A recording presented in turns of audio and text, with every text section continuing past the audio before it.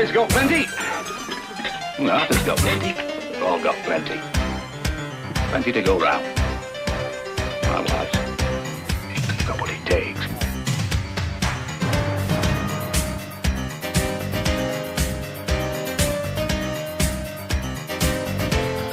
I'm escaping. One place that hasn't been corrupted by capitalism. Space!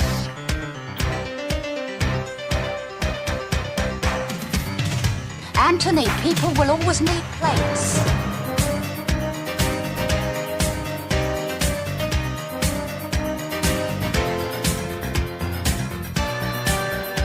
Fred's got plenty. Arthur's got plenty. We've all got plenty. Plenty to go round. My wife's got what it takes.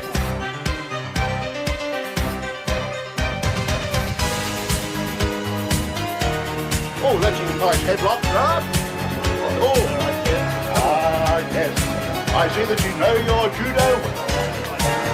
Good.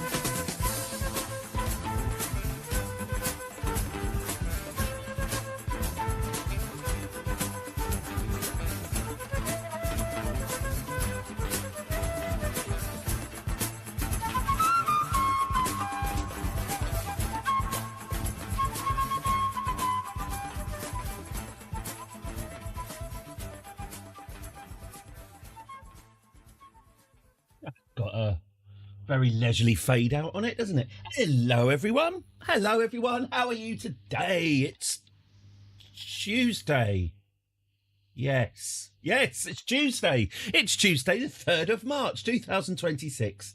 And how are you? Oh, bloody hell. Okay, I haven't actually looked out the window today. That's actually a really nice day. Sort of day I should be going out and enjoying. But I'm here to entertain you. Hello. How are you? I hope you're all very, very well. Oh, yes. The bit in You Only Live Twice where... Is it Aki? There we go. Is it Aki in Only Live Twice, who's Bond's girlfriend? Yes, that film has 2 acts of violence, which, as a little kid, have always stayed with me and still give me goose pimples. The first is when Charles Gray's Dicko Henderson, the man in Japan who's gone native. He's the English man who lives in a house of paper walls and very low tables. When he offers Bond vodka, no, I get it from the Soviet embassy, along with other things. When he's just about to tell Bond, I'll tell you who it is. His name is...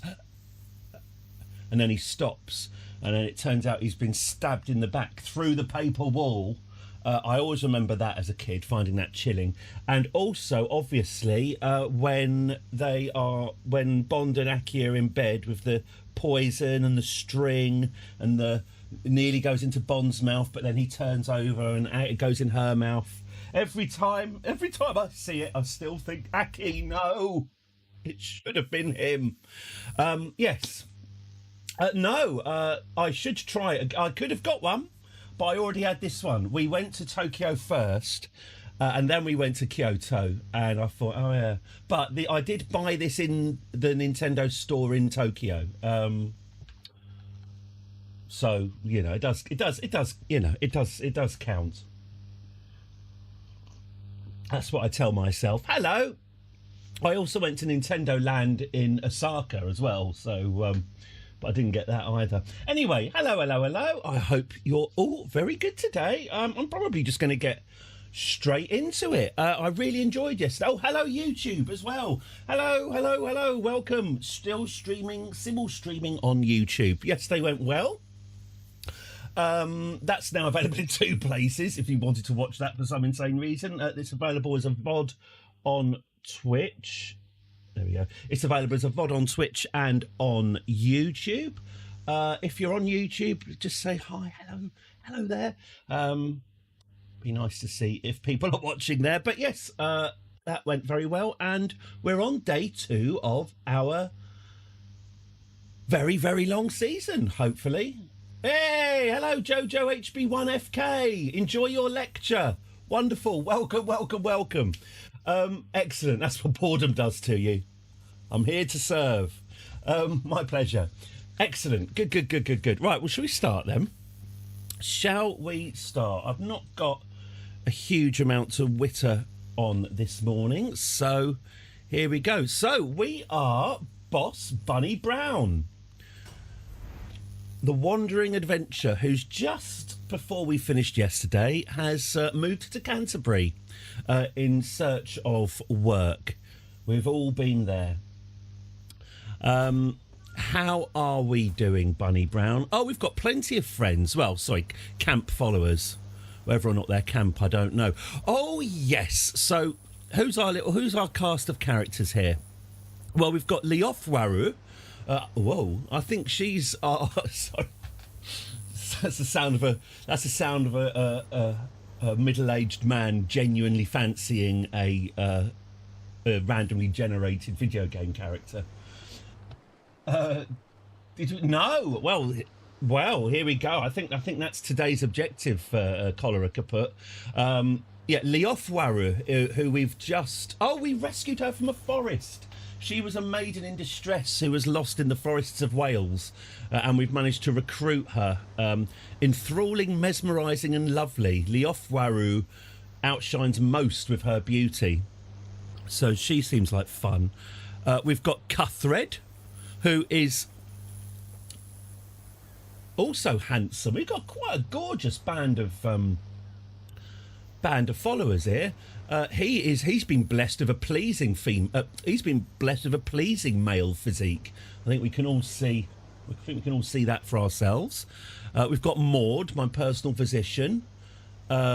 She's lusty. Carnal desires burn hot in Maud's core. We've got Guthriff, my bodyguard. He's also carnal desires burn hot in his core. He's also, by the way, blessed with a pleasing male physique. This is a proper. This is just the most beautiful people in all of Kent. Wandering around offering their services. We've got Ed Siege Pudsey, who we've had, I would say, a bit of an on-off relationship with. This guy's a dick. He is, however, very, very clever, but he has been causing problems. Why does he hate us? He hates me because I forced him to help commit crimes. Well, if you're going to join Bunny's Balladeers, there's going to be crimes. That is part of it. But yeah, we've got him. He's the brains of the operation. He's the guy we can get on these intellectual jobs. We've got Balthier the Heartless. Balthier Bethel the Heartless. Another one of my trusty bodyguards. And here we go, the OGs. Cop Siege 39. Does the sentence to be engorged have anything to do with the word gorgeous? Interesting. No, it is worth stopping to check that out. Gorgeous etymology.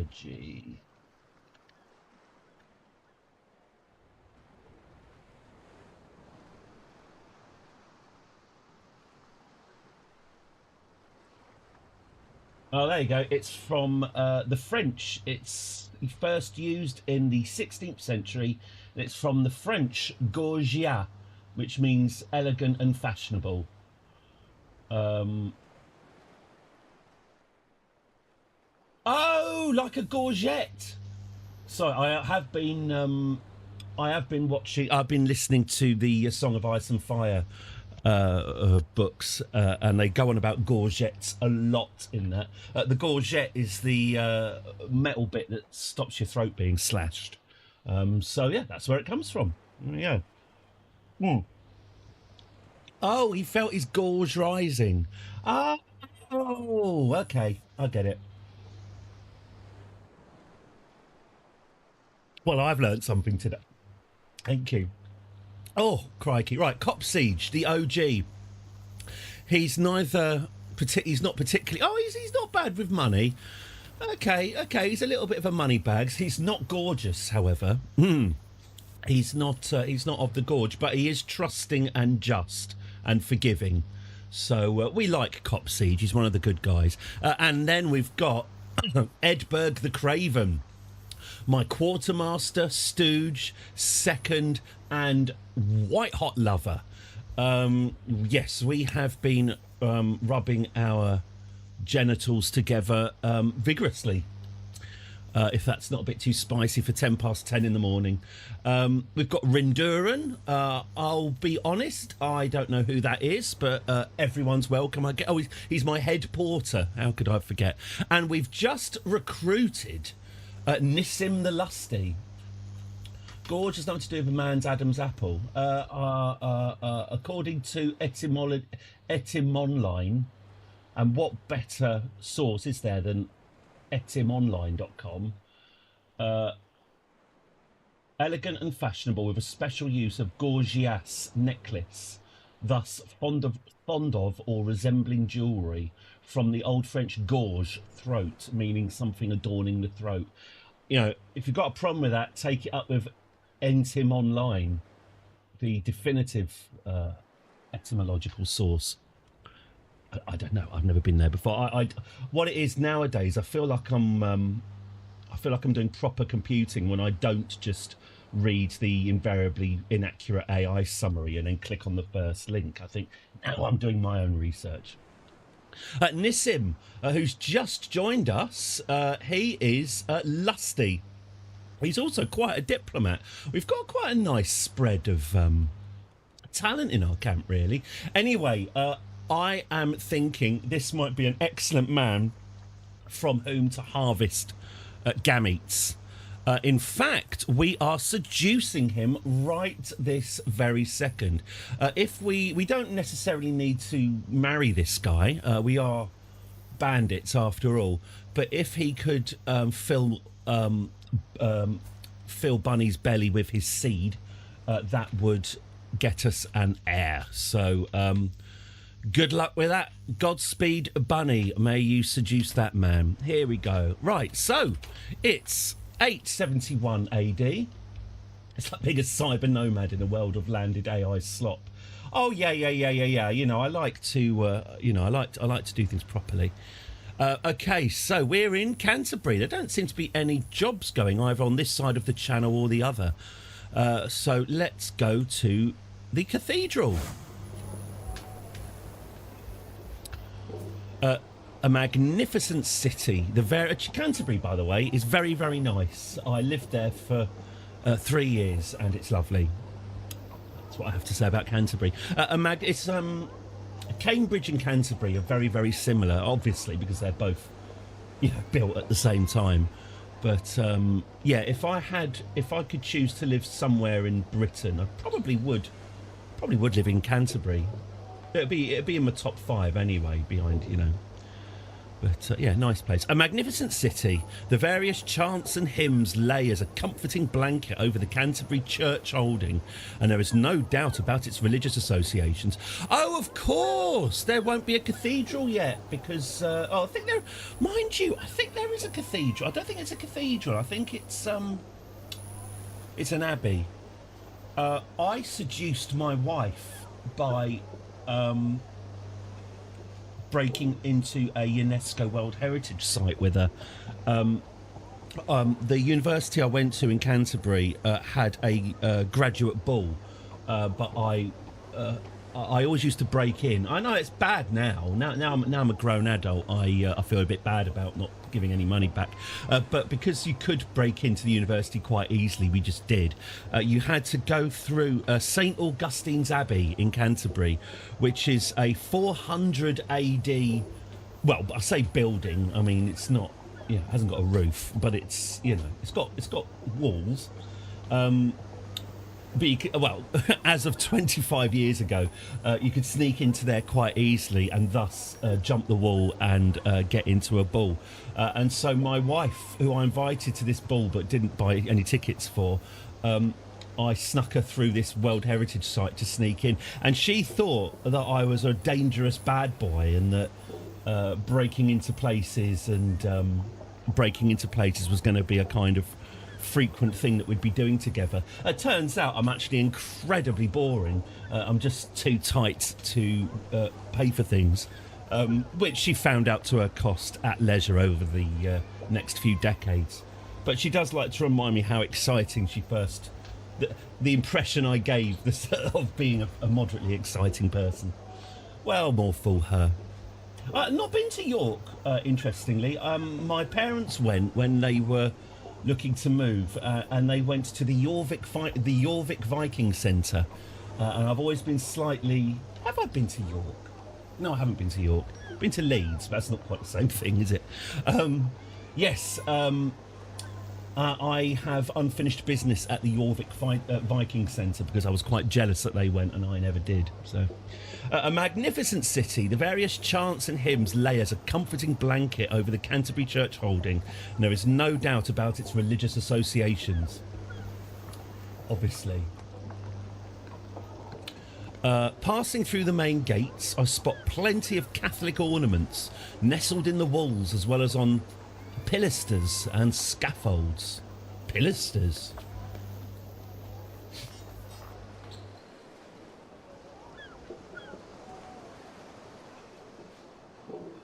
Pilaster. That's what a pilaster is. Would you like to see what a pilaster is? Right, that's what it's called.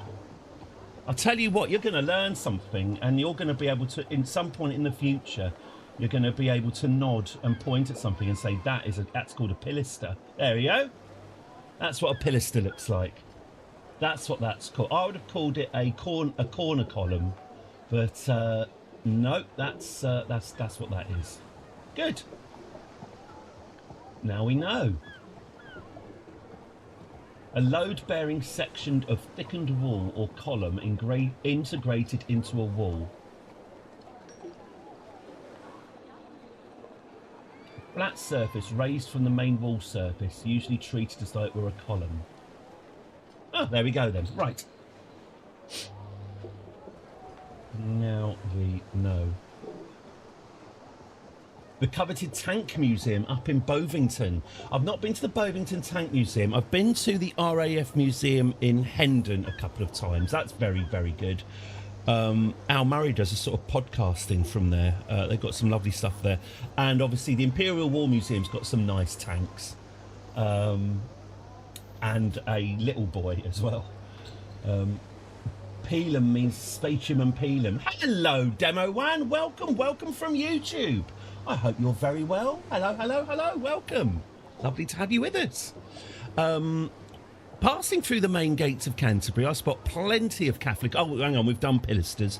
My knight, Cuthred, looks around with a content face, seemingly enjoying the change in scenery. Well, the church grounds certainly seem interesting. There's a certain peace at the church square, despite there being a lot of commerce, priests and helpers around. A magnificent church poses in the middle, and off to the sides I spot signs with bold healing claims, as well as an annex garden for the quiet contemplation of God. Cuthred nods appreciatively and looks round the busy square, already eyeballing curious stalls and points of interests. The healers. Do we need healing? I don't think she needs healing. Those scars are those scars, by the way, she got from rescuing her girlfriend from a fire. So, they are scars of pride. Passing through the gates of the church, I'm struck by the work that must have gone into the exquisite structures and sacred decor. One of the nuns tending to this place notices me and collectedly walks over. "Greetings, my child. I am Sister Elfwin. How may I help you?" My eyes casually glance over the basket of coin donations a bit further down the aisle. "Oh, now, could I ask for a blessing?" A blessing! Life expectancy plus 5 years? Maybe God could bless our cause? It's all right. I'll tell you what. If the Church of England, I know, or the Catholic Church for that matter, offered me a guaranteed 5 years, I might pick up that Bible. Walking back through the gates of the church, an Arcadian tranquility. Is that like when you break 100,000 on Gallagher and you feel indestructible? Lingers with me as I find myself back at the church square. Yeah, like I've got 100,000 on Gallagher, my arse. Oh no, I think I have. Irrelevant. Cuthred nudges my shoulder, pointing to the guards escorting a ragged woman from the premises, shouting about the end of the world. I instinctively raise my eyebrows, which, considering her face, is not very difficult to do, really. Pretty sure they're permanently raised, but okay. And observe the commotion as I consider what to do next. Oh, you're not going to help the woman. Okay. Let's head to the healer's hut. The light is dimmer and there is a distinct smell in the healer's hut. Not unpleasant, but encroaching. Linden trees, maybe. Wolfwyn is standing at a tall table, busily preparing a concoction. She looks up as I approach. "Greetings, how are your humours?" I don't know why I'm giving her that voice. "Greetings, how are your humours? Need a bit of cleansing?" I spy a curious, scented herb pouch, clamouring for my interest. Am I interested? No, I'm not interested. Give me some humour balancing. Fertility plus 30%. Come here, Nissim. Right, a stroll in the garden. I feel a presence quite strongly here, caught up in all this beauty. What if, through all my trials and tribulations, God has been with me all along? You're not talking about him, are you? No. I feel at peace. There we go. We're done here. We should mingle with the locals at the tavern. A storyteller is seated by the fire. A storyteller? Telling tales in Canterbury?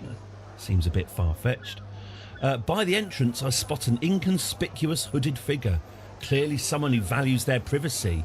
What an intriguing hooded figure.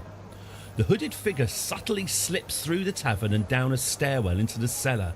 I look around gingerly as I follow him downstairs. I assume you'll recognise me by my reputation, the heinous and small-headed criminal Wistan. Small-headed? I have tenderised people for slighter insults. Now, what do you want? Wistan's gaze fixates on me, and he raises an inquisitive eyebrow. We're both at it. I could use a man of your skill, Wistan. You know what? I probably could. Could you teach me the craft?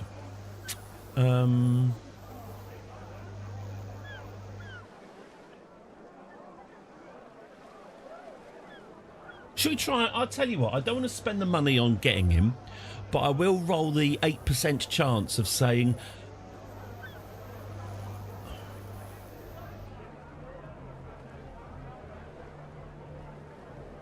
Yeah, I'll tell you what, let's go for the 8% chance of recruiting him.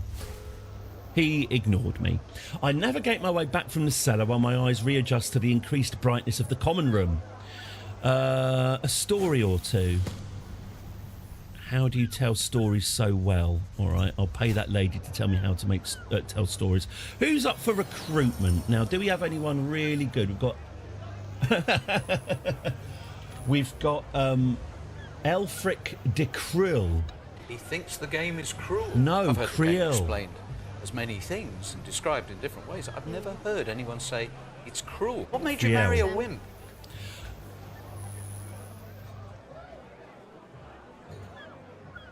Sorry, hang on, what have we got here? We've got Ebba, who's all right. He's okay. He's quite clever, but I just don't have the money. Nah, sod it. Walk up to the stag by the counter.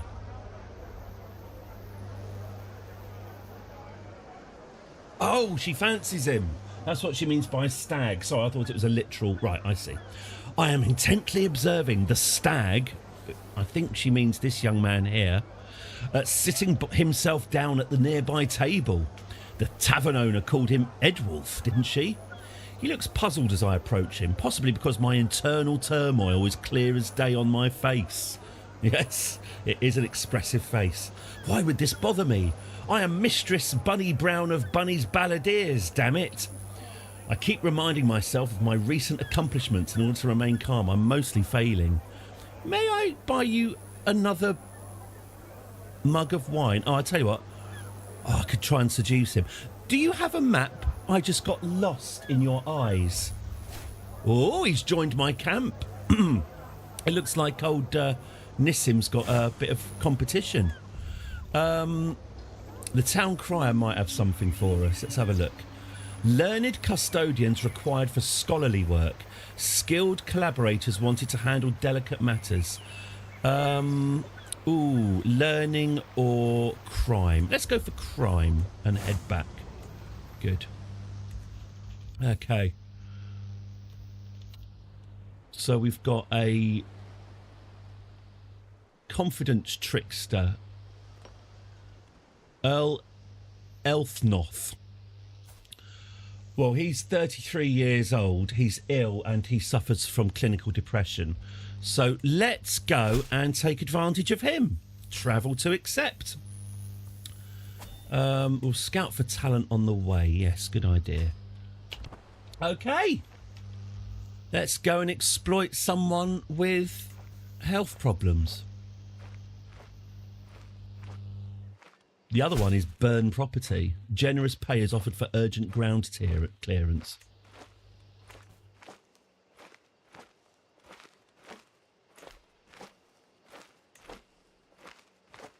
Now, how's the seduction of Nissim going? Poor gullible little Ethnoth. He may be the L, but he's no smarter than the average backwater tavern drunkard, merely richer. An open invitation for notable travellers to stay with his household for a time is all the... he's letting anyone in. Oh, bless him. Oh, it's day 2, not day 1. 1 second. I have made a grievous mistake with my overlay. Still not wildly happy with that font. Anyway, make it day 2. There we go. Right.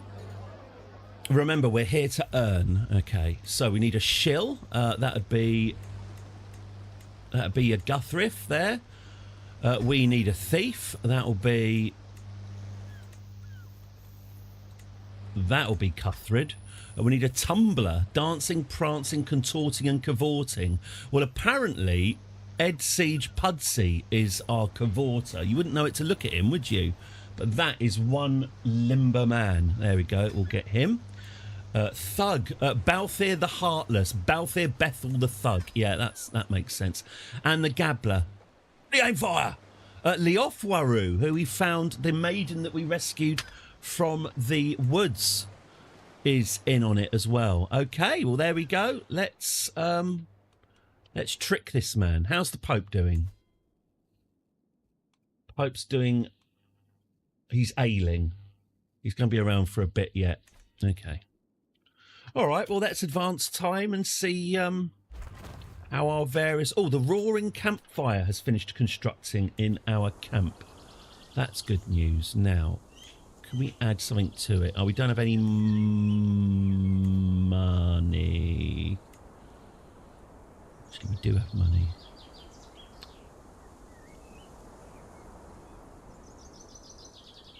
Okay, we'll wait till we get paid and then we'll upgrade it.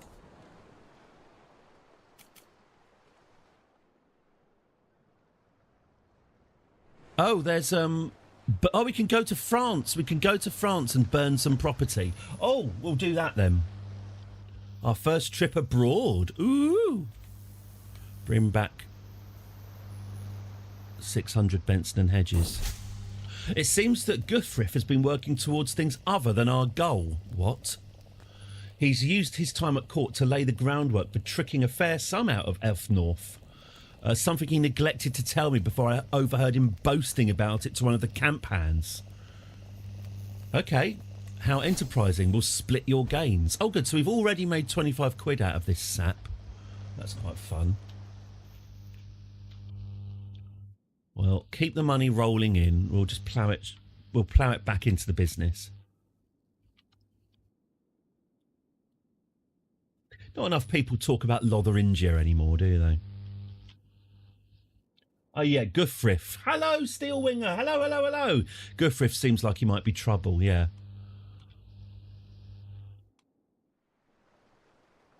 Come on, Nissim. I think we're close. I think we're close to... Yeah, I think we might be getting there. Blimey. I feel a bit bad for poor old Bunny. Bunny, could you show a bit of shame, please?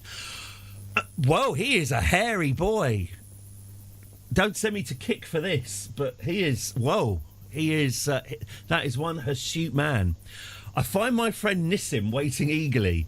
His mouth, those soft lips, that seeking tongue. Jeez, 10:30 in the morning. His eyes smile at me. I think you'll find that's called smizing. Fuck me. Sorry. I mean, I know that's the point. He guides my hand down between his... Okay, I'm actually not going to read that out. That's so steamy. You can read. No one has ever made me feel like this before. He smiles down at me. He knows. Oh, my gosh. When we finally part ways, I can see the memories of pleasure flash before his eyes, a mirror image of mine. He sure knew how to please a woman. No, that was too good to be a one-time thing. Okay, we're going to fill me with some hairy children then, Nissim. Oof, dearie me, I'm going to need a drink of water after that.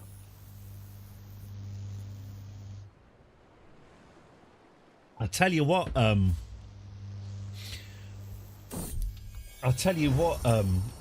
you're going to have to raise your game after that.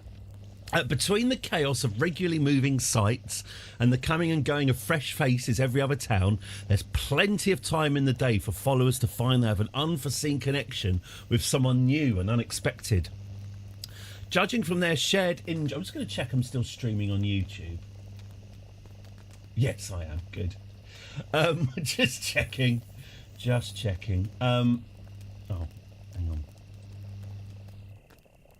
There we go. What's going on? Oh, hang on. Guthriff and Leo thingy become lovers. Sorry, I forgot. I do care about this stuff. Because these are my friends. Guthriff. Oh.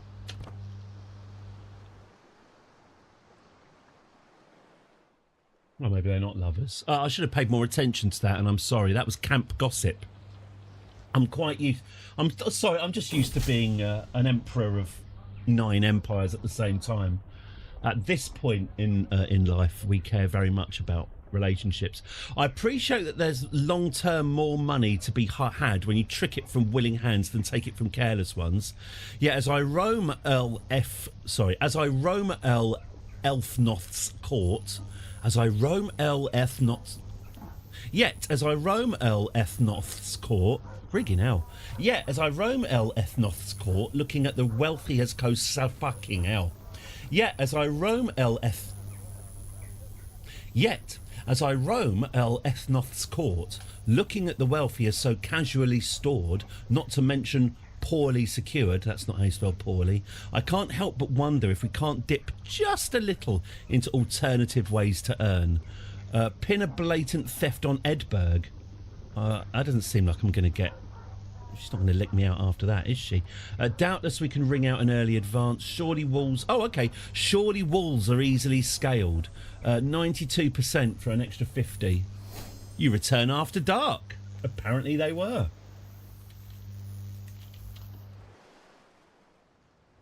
Oh, right. Now, so I have seduced Nissim. I should probably get going with... Well, I should be either swaying or seducing someone, shouldn't I? What about that king that came to...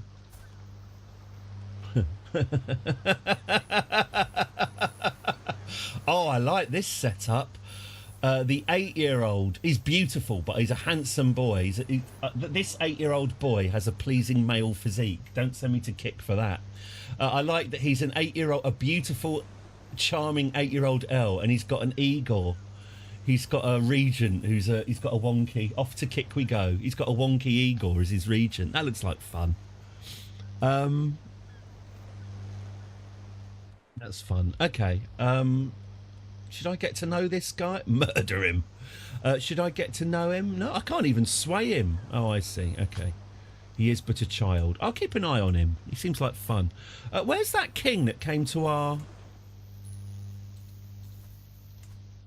Yeah, there he is. Soft sword. Soft sword. The child was 8.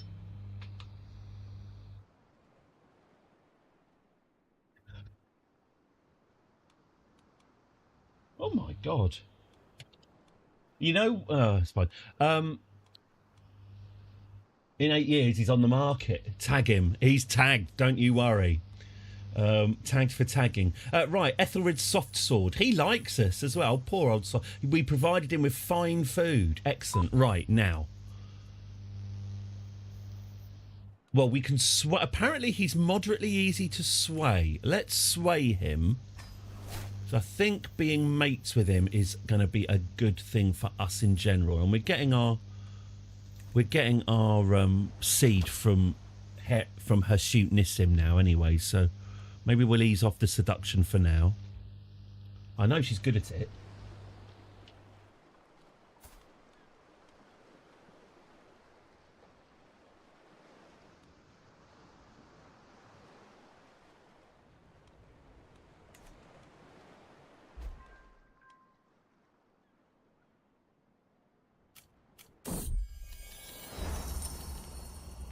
Oh no. Rounding a little cluster of tents as I leave the lead. Sorry, I couldn't work out if that was a lead baggage cart or a lead baggage cart. Rounding a little cluster of tents as I leave the lead baggage cart, I come across a gaggle of followers having dinner around a small hearth. Curiously, both Nissim and Balthier, so hairy Nissim, my hairy lover, and Balthier the heartless, he's my tough knight, neither of whom particularly enjoy one another's company. Before I have time to ponder such a strange quirk of seating, Balthier mutters something unaudible. You find it's inaudible, only for the whisper to send Nissim into a blind rage. With a flash, a weapon is drawn and blood about to be spilled. Well, if I intervene, they're going to hate me. Let them play this out. Nissim and Balthier will immediately duel to the death. Hang on, none of this is good. I don't want to lose Balthier. Oh, maybe I do. Actually, maybe Balthier is a bit rubbish. 20. Oh, I don't. Do I? So if I intervene, Nissim will hate me. If I arrest Nissim, he'll definitely hate me. And if I let them duel to the death, oh, Nissim's dead. I let my lover Nissim fight Balthier the Heartless, and now Balthier has lived and Nissim has died. Oops. My lover Nissim, just because I let nature take its course. Balthier is a machine. Balthier the Heartless has, he's gone. I'll tell you what, he's gone up in my estimations. I'll give him that. 97. We've gained stress, and now we've got to find another source of palm oil. Another source of baby batter. We did collect his seed. Whether or not it's taken root isn't entirely clear. I guess we'll know in a couple of months. If not, we might have to just seduce that king. Now, so decisions. She's quite stressed. We'll have some camp revelry when we've... maybe that'll lead... Maybe we'll get some seed out of that. Poor Nissim. Poor hairy Nissim. Maybe you shouldn't have attacked the hardest man in camp.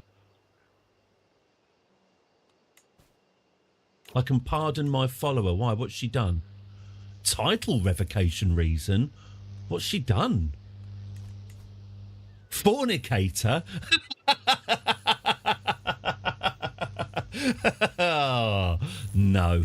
Yeah, we can pardon the fornication. That is, that's fine. That's within our remit. Sort of this hussy, yeah. Of the camp hussy.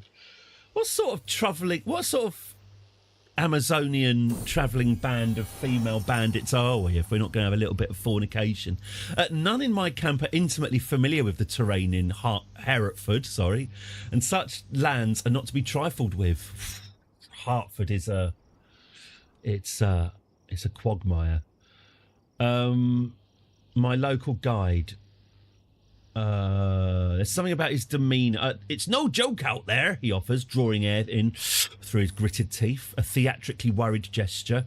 You'll need either these maps or my services, I can tell you that for free. Look at that. Masterwork trinket, detailed maps. Travel speed plus 20%. How much did you say those maps were? 50. That's a bargain. 50 gold for a masterwork maps, which gives me more provisions. Oh, you can't quite see because my head's in the way. Travel companion opinion. Plus 10 from everyone to like me. 20% travel speed, 20% travel safety. I'll have one of those maps, please. The detailed maps are really good. Let's get that equipped. Detailed maps. Cracking. Make sure... Oh, look. Oh. We've got a heavily improvised mace. It's not Edberg's Blade of Sexy. Prestige minus 0.01 a month. Men-at-Arms maintenance 8%. Yeah, I can see that's useful. We'll stick with Edberg's Blade of Sexy for now. Okay, detailed maps. That's good.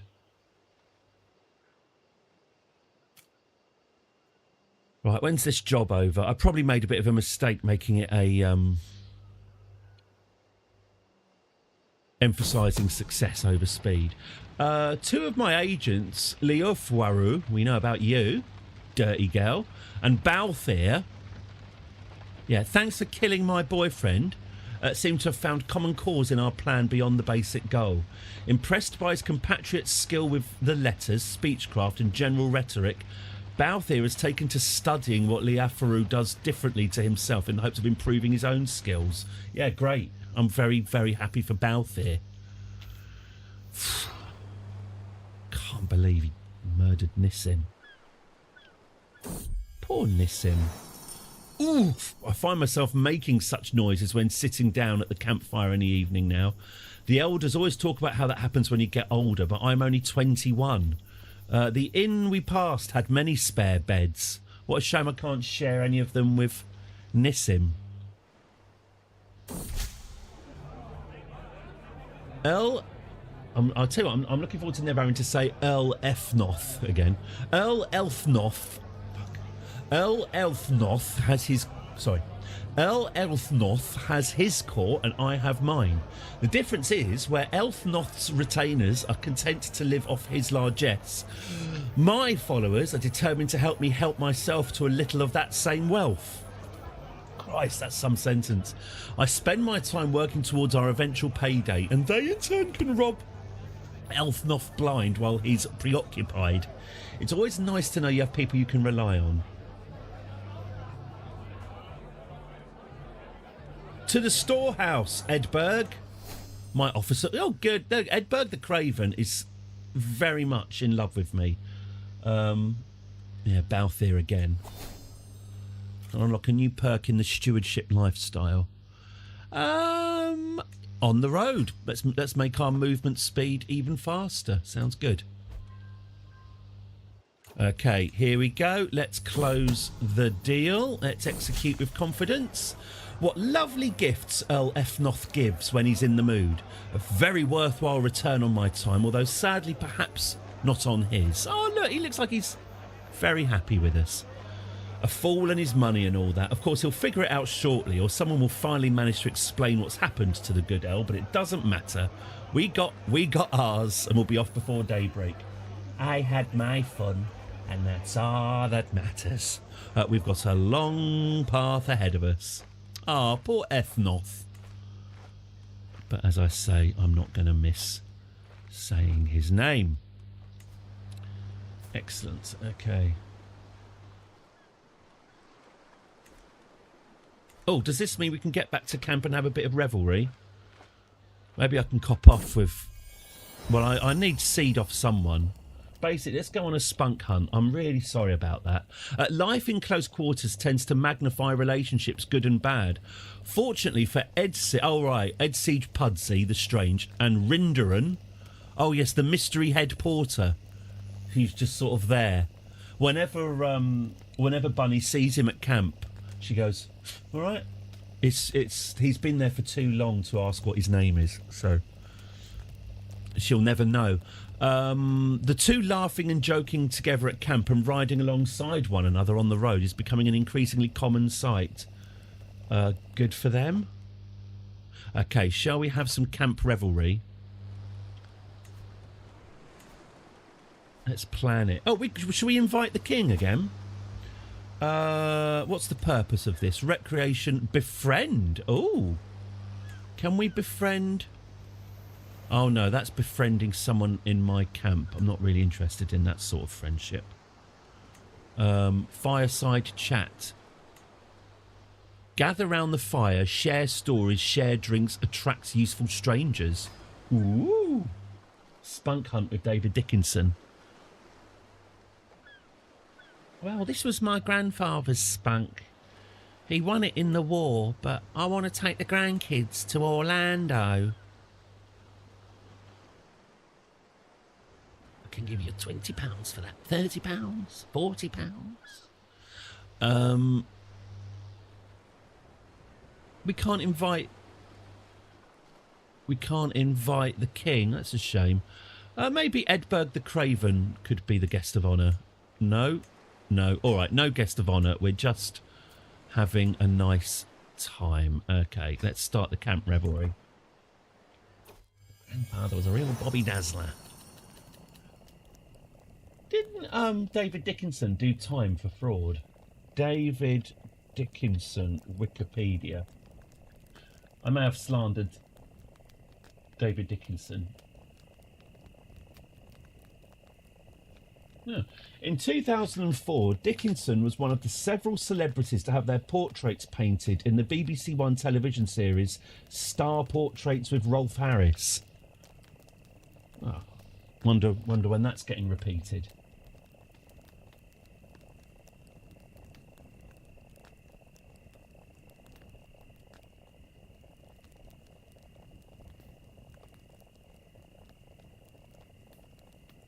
Sorry, I'm really sorry. I'm genuinely just I'll tell you something about David Dickinson. He's been married since 1968. He married a cabaret performer, Loam Leslie, in a nightclub in the 1960s. They married in 1968. Nice.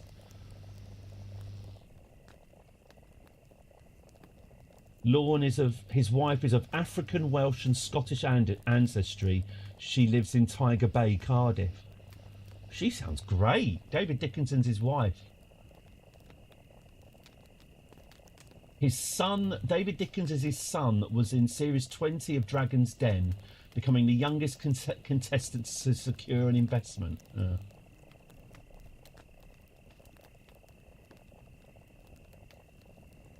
I can't see anything about David Dickinson doing time, so I would like to apologise and retract what I said. Please don't send me to kick. Please don't send me to kick. Good. Right. Back in the room. Back in the room. This is what happens now. I can't watch YouTube videos. I'm just going to silently read Wikipedia articles. I can't wait. Here we go. An African Scottish 1960s cabaret performer.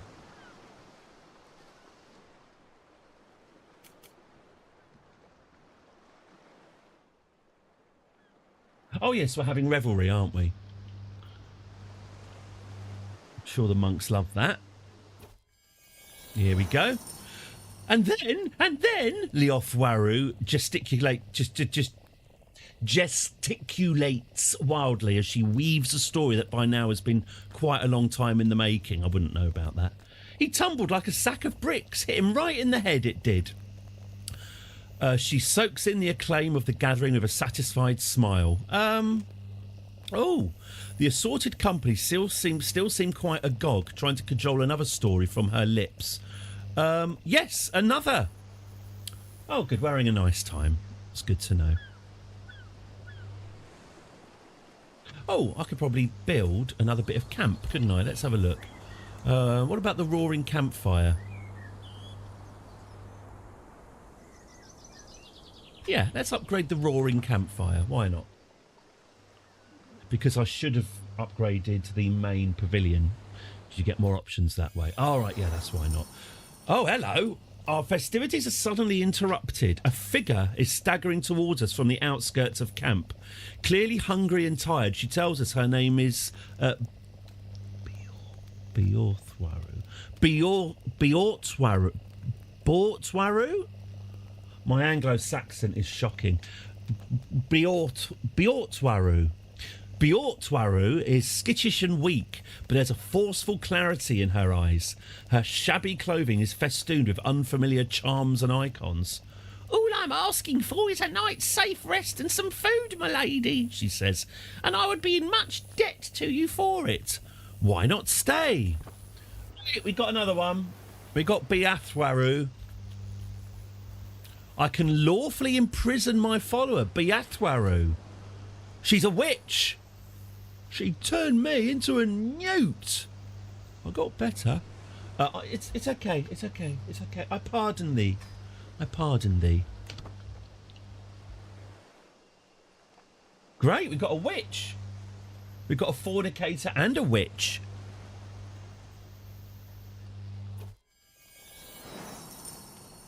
Guthfrith's sly smile over the rim of his cup bodes poorly, I suspect.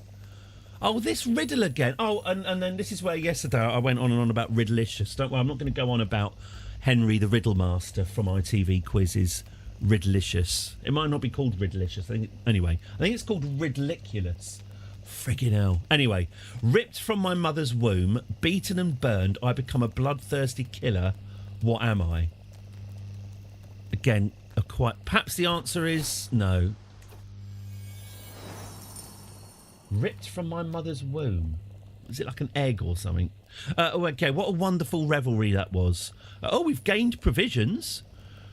And we've gained some traits as well. That's interesting. Edberg had a nice time. Good to see. Lovely. Good. That's that year's party done. Right, contracts available. Silence missionaries. They want to go to Slovenia to silence some missionaries. That sounds great. Well-mannered wanderers of good breeding, steadfast individuals are sought for honest work. Pays 27 quid. Oh, I see. A maximum of 64 if we do that. Or we could go to France and burn down some buildings. Burn property. This will give us 104. Let's go to France and set fire to something. A smaller group travels faster. Oh, okay.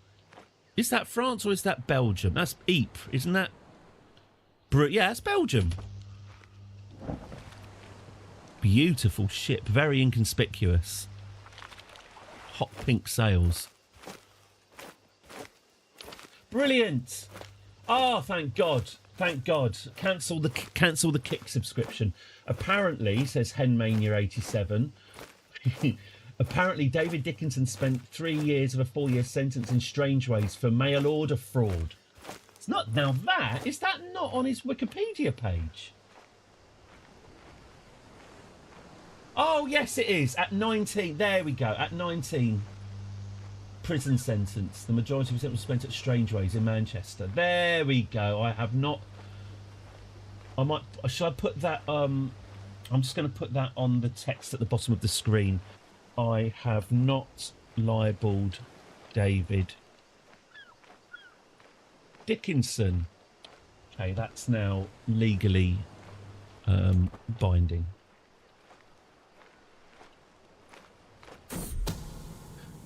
Ypres seems a pleasant place. A shame to visit it under such unpleasant circumstances. Hang on. Oh, right, yes, we're burning Belgian houses down. A Belgian burn? Sounds like him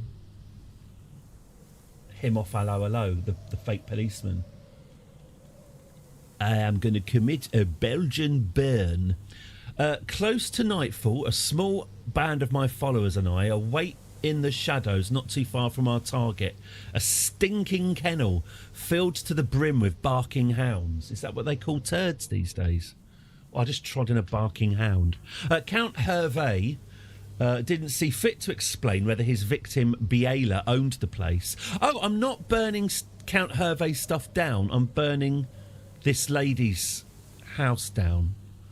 Are we the baddies? Yeah, give it 500 years and Ypres won't be that much better. Yeah. Give it 1,500 years as well. I expect he's got very fertile soil these days, though. Count Hervé didn't see fit to explain whether his victim Biela owned the place, had interests there, or merely held some affection for it. Soon enough, it won't matter either way. Axes at the ready, and let's get bloody. I see. So we can either roll a 64% chance of succeeding and getting 104, or we can just murder everyone there, guaranteed success.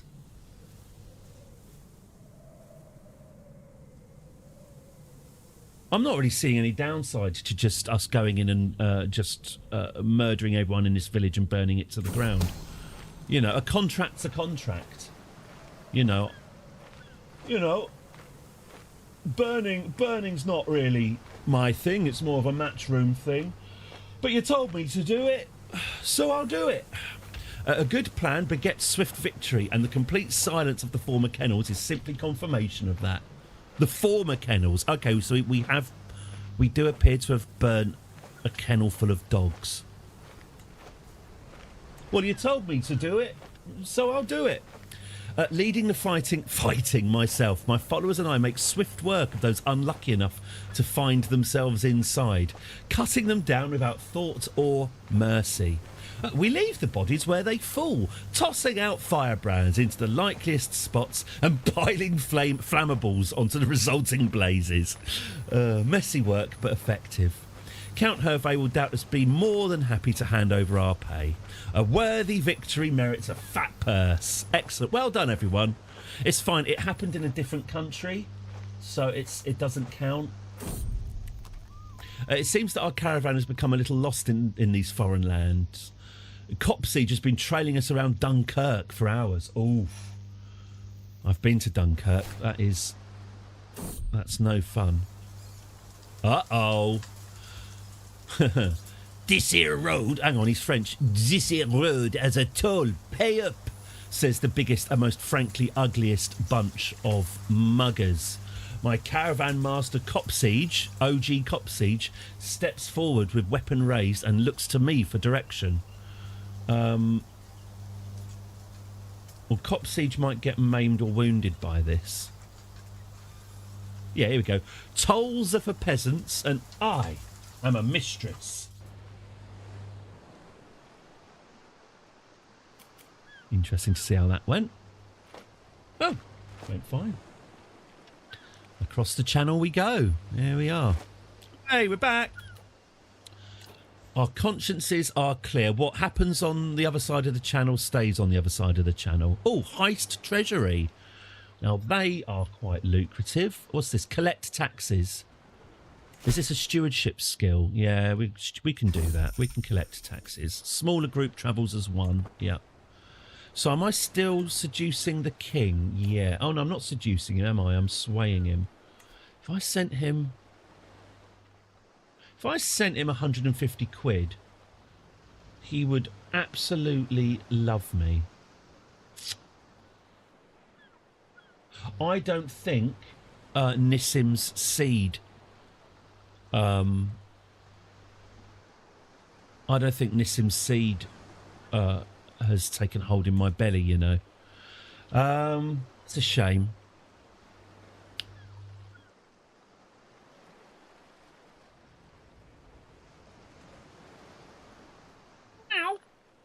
I'm just wondering if I might give. Okay, I've just given this king 150 gold, which is a lot of money, isn't it? But we are loaded, and I think Petty King Ethelred Softsword might be our way in. He is the Petty King of Wessex, and it is where we're living. So I think having him on side is generally going to be a good idea. And now that I've done that, now that I've bribed him with 150 gold pieces and he thinks I am the bee's knees, let's try and seduce him. It's going to be very hard. No! I call that a challenge. Oh, pardon. It's getting quite tiresome now. Let's try and seduce the king. Well, you know, at least harvest his gametes. Mistress Bunny Brown, welcome, cries Reeve Ossital as my party and I enter his city.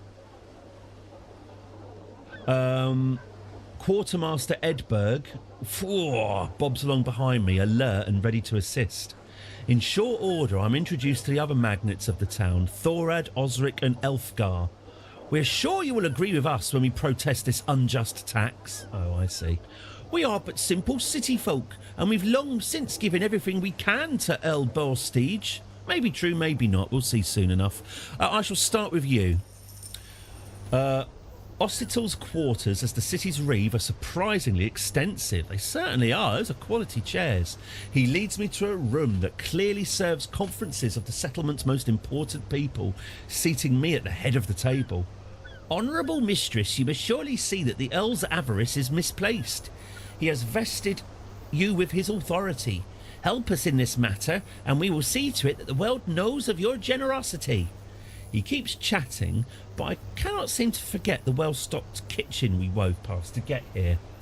Look through his financial records. We pore over his notes, receipts, and what witnesses his spike. He's got his big receipt spike, and what witnesses he can scrounge up on short notice. It doesn't take too much effort to prise the truth from him, something that he seems near-terminally surprised by. May our luck hold for the next one. Okay. Onward to Thorad's property. Oh, he looks a bit like Nissim. A spot of luxury. Thorad runs a thriving bathhouse. Whoop, hello. I'll take a wench and everything that comes with that. There's no fool alive who can't appreciate a good bath. Washing away the dust and grime of the modern world, and a few coins for the privilege is well worth the cost. Well, I'm a busy man, you're a busy woman, so I'll be blunt. If we had the money, we'd pay it gladly, but we don't, so we won't. That's sufficient, yes? It's like Sonia from Alan Partridge. Tell them tax is stupid.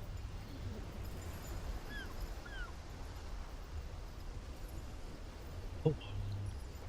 He prattles on, but I can't help but notice us passing an alcove stuffed with precious articles of faith. I think we can get Edberg on the case. With Edberg leading the interview, despite our best... Oh, Edberg ballsed it up, did she? Despite our best attempts, he seems utterly beyond reproach. All right, okay, well, there's still Osric. Do I make my fair share? Yes, of course, but that's just it. It's my share. I pay the taxes I'm obligated to, but this isn't a proper tax. It's just some pointless whimsy from the Earl, and we all know it. My mind flits back to a large chest. Yes, my mind often does the same thing. Let's see if Edberg can... Oh no, is she going to gain stress? Right, I'll look for his financial records. No, we couldn't find anything wrong with him. I'll look for his financial records, and we got it. Okay, good. We gather in Reeve Oskital's chambers, a suitably dramatic place to render my verdict. They all wait the pronouncement on their fate with bated breath, while he seems nervous for the first time since my arrival. My gut tells me they could likely pay at least some of it, and my investigations have largely borne that out. You shall pay... half. Yeah. We ballsed it up, really. The locals are not entirely happy with my decision, and I'm not happy of it either. Thanks a lot, Edberg. It's clear enough from their sudden mutterings. I doubt the Earl is going to be overjoyed either. Still, compromise often involves someone, sometimes everyone, unhappy. Thank you for your time, Mistress Bunny Brown, he grumbles. His hand reaches out to grasp mine. A fair conclusion, I think. We receive no extra reward. That went badly. And I gave 150 quid away to the king as well, so that's not helped either. Oh well, can't win them all. What is next? Heist a treasury in Lille. Don't mind if we do. Let's scout for talent while we're on our way there, shall we? Let's hop across the channel and commit more crimes. I think we should probably only commit crimes in France/Belgium. Belgium, yes, that's right. And then keep legit on this side, so we can stay in with Ethelred. Let's get on with our task. So we need a thief. That's Guthriff. Cuthred, my knight, is also a thief. Maud, my personal physician, Maud.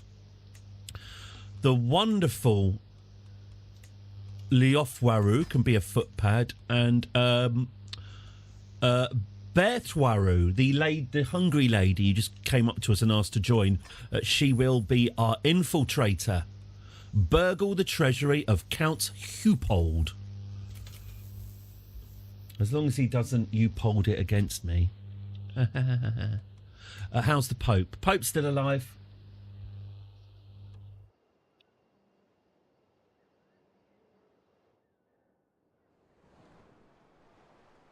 Habeas papum.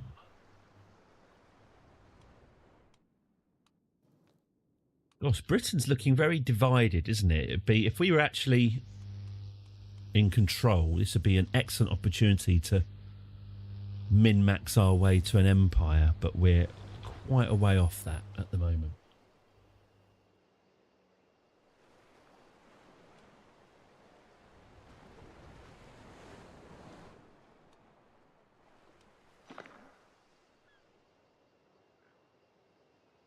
Perhaps time could go a little faster.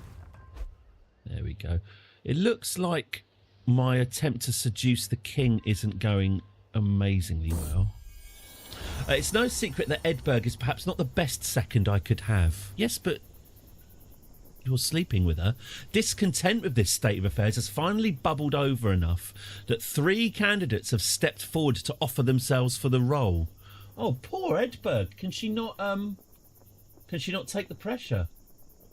Maud, who offers to swear herself to me till her dying breath. Let's have a look at Maud. Yeah, I mean, all right. Leothwaru, who seems about ready to work herself into a stupor for me. Have we seduced her yet? I am quite... She is a fornicator. Or Beothwaru. The thing is about Beothwaru, she's a genius. Her learning is excellent. The best qualified at camp for the role. You know what? Oh no, Edberg will keep her post. It's not about what you know.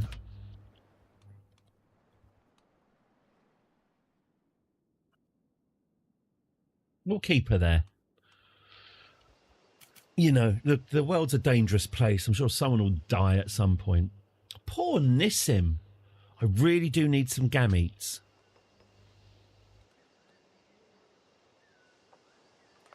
We're going on a jizz hunt. Can't go over it. Can't go under it. We'll have to go through it. Okay. Yeah. I can't risk discovery. Okay, so we can't seduce the king. We need to okay, we just need to get spunk off someone in our camp. Cop Siege. The problem with Cop Siege is I see him so... He's been totally friend-zoned. He's been there from the start and they've never really had much chemistry. What about Balthier? I mean, he did kill my lover. Surely that means I should have him. What about Guthriff, my bodyguard? He is lusty and handsome and generous and deceitful. Lusty and handsome. Or head porter Rinduran. No, I think, you know what? I think Guthriff. I think Guthriff might be... Oh, right. Apparently Guthriff is, and this is a quote, very easy. Right, Guthriff, you are now the target. You, my friend, are on track for a milking. Okay. Let's heist this treasury. Let's commit foreign crimes. A spot of larceny. There we go. If you wish, you may try to steal even more gold. I certainly do wish. A lock quietly picked here, a sentry judiciously stabbed here, and suddenly the wealth of Lil unveiled before us. Our sacks are filled as quickly as can be. No pardon. And we're gone. Hang the consequences.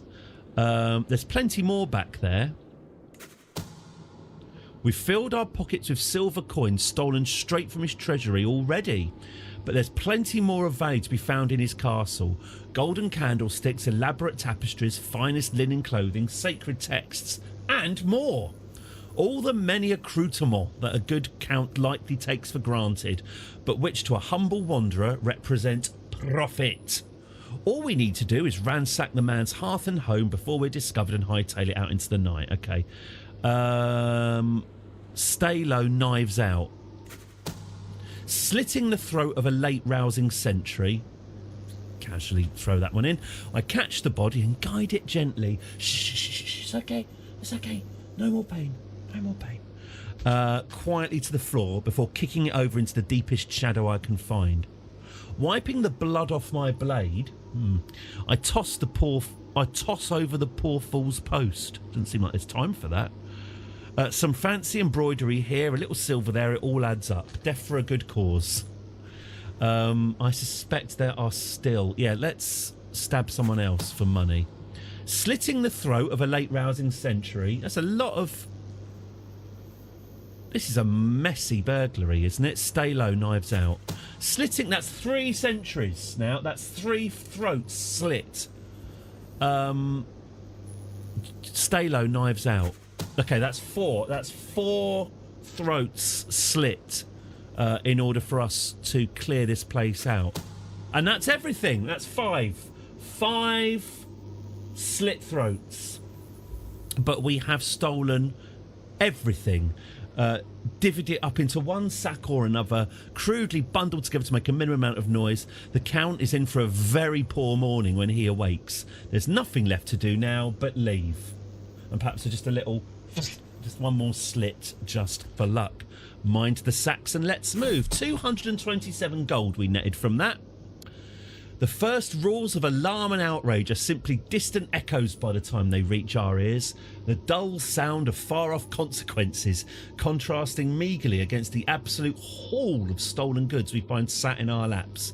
Now let's sell. Well, let's flee back across La Manche. Nice. It's a very nice haul, isn't it? None of it committed on English soil as well. It's known that the people of Saint-Omer seem to profess a special devotion towards their knights and their legends. Nice armour you have there. Care to share a coin? Oh, Alphonse. Oh, Alphonse. Oh, Alphonse is a 23-year-old hard bastard. Join me. Now, Alphonse, how are your tadpoles? As we head towards Canterbury, we stop in the tracks for a short break. Rinderan is off in the distance. He's been bitten by a viper. Maud will sort him out. Told you. Now, we've got some more perks here. Payments for hooks. Let's go for that. We say we're heading towards Canterbury. We're not actually on the sea yet. Let's not. There we go.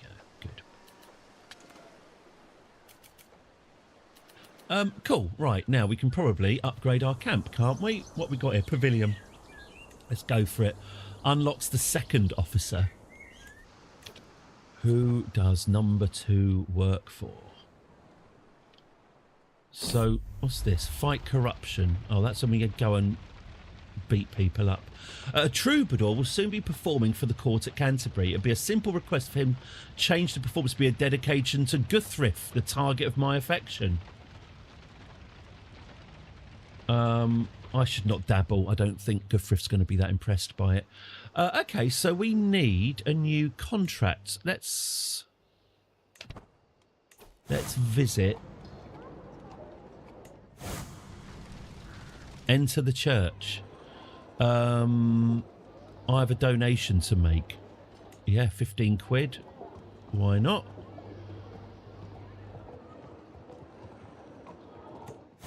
Okay,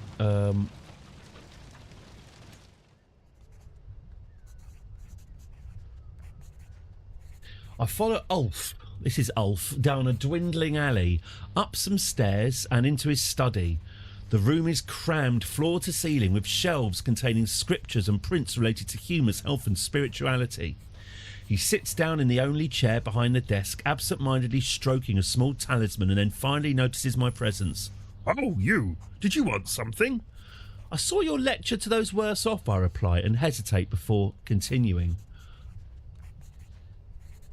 Oh, he's an excellent physician. We can get rid of Maud. Do you want to come work for me?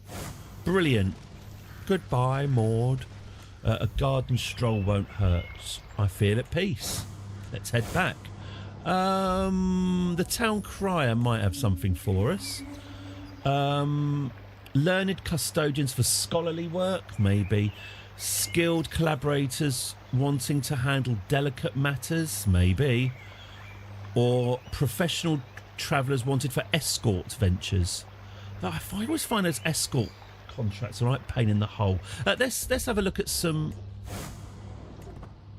skullduggery. I see. Fight corruption. Yeah, and this is where we...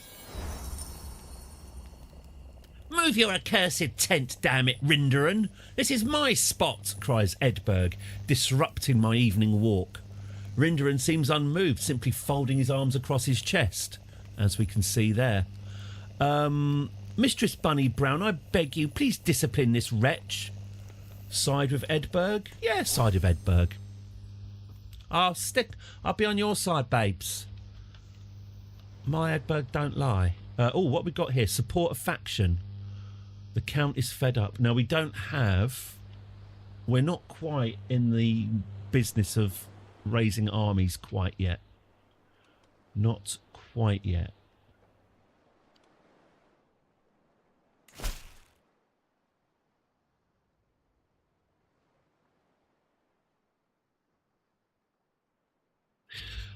The Earl of East Sussex wishes it known he is inviting useful revelations from across the petty kingdom and beyond.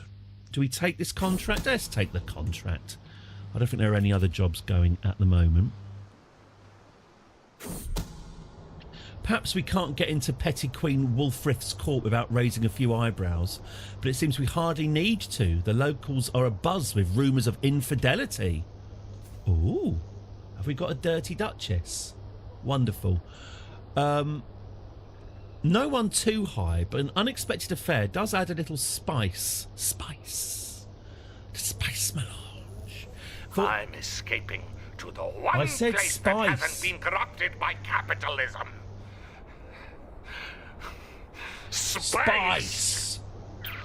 Fortunately for us, with so many chins wagging, it should be fairly easy to work the servants and lesser courtiers for crumbs of useful gossip. I'll put my ear to the ground. Several useful tidbits. Tidbits is an American word. The word is titbits. That's titbits. Americans changed it to tidbits, but it's not. It's titbits. There's blood on the streets of Berkhamsted. So I know Berkhamsted. Imagining it's very funny. And though Earl Ethnoth didn't draw the blade... Oh, not Earl Ethnoth again. I didn't ever want to say his name again. Ah. Earl Ethnoth didn't draw the blade. It was his word that... He's back, yeah. It's his word that set it in motion. A local ordinance put in place on the exact specification of the Earl has proved frighteningly unpopular. No. A humble bailiff attempting to enforce it, otherwise reasonably liked for a fair mind and a clear head, was cut down not 2 days ago in a lamentable crime of passion. With such fiery talk and accusations of blame abounding, secrets should be easy enough to coax out of the locals. I'll put my ear to the ground. Haven't we seen that massive tree before? At this rate, we'll never make it to Buckingham. Oh, interesting. Buckingham. It's Buckingham. He means Buckingham. It's not, says Henmania. Named a... Oh, hang on. Where is my notification? Sorry about this, Henmania. You've paid good money for a... Well, you've paid... channel points for a baby notification. Where the hell's it gone? Oof. Oh yeah, we're black. Sorry, the black screen. I'm aware of that. Okay, let's. One sec. Let me just get you the animation you so richly deserve, Henmania. One sec. I don't want you to feel shortchanged. Ready for this? Here we go. From Laverne, North Dakota, little Taffy Leaf oven. Wrong name. Oh, well, anyway, there we go. Cafe Leaf up Fubbins. F Not. Boo, Bart Harley Jarvis. Excellent, thank you very much, Henmania. When we start having babies, we're still trying to squeeze juice out of various men around camp. We squeezed some juice. Well, I think, maybe where Nissim went wrong was he wasn't while he was showing Bunny the pleasures of the flesh. I think he might have actually just forgotten to stick it in. Haven't we seen that massive tree before? I know exactly where we are. I'll put my ear to the ground. Yeah, I'll put my ear to the ground. Elle bought Siege's agents meet us in Buckingham, eager to take our report to their lord. It's not much, with our gathered rumours and hearsay being so sparse. There's comparatively little for Boar Siege's spy master to work with. Little, but not quite nothing. A short, grumbled conversation later, the Earl's spies bring forth our agreed pay. Discreetly, of course. 66. Could have been worse. Insects. I'm not going to strip Liafwaru down and get her to absorb the insects. But we are going to be drained by mosquitoes. Okay. Try not walking through swampland. Alright. Oh, is this a criminal? Okay. So we've got a lot of fighting corruption jobs, but not much. Oh, what's this? Silence missionaries. We seek a skilled negotiator or an intimidating thug to deal with these heathens. The faithful are beset. I tell you what, where is this? Denmark. Should we travel to Denmark and attack some missionaries? A delegation of faithful Slavianskans. Visit my camp, presenting a plea to rile the blood. We're just a collection of poor devotees. Day and night we're harangued by missionaries sent from Wiltburg by King Ludwig. We've been forced to flee here, for in our home the Archbishop Luitbert himself works evils. He converts those he nabs by force. In Smeechina's name, in Rod's. Save us, Rod. Rod, save us now. They're praying to Rod.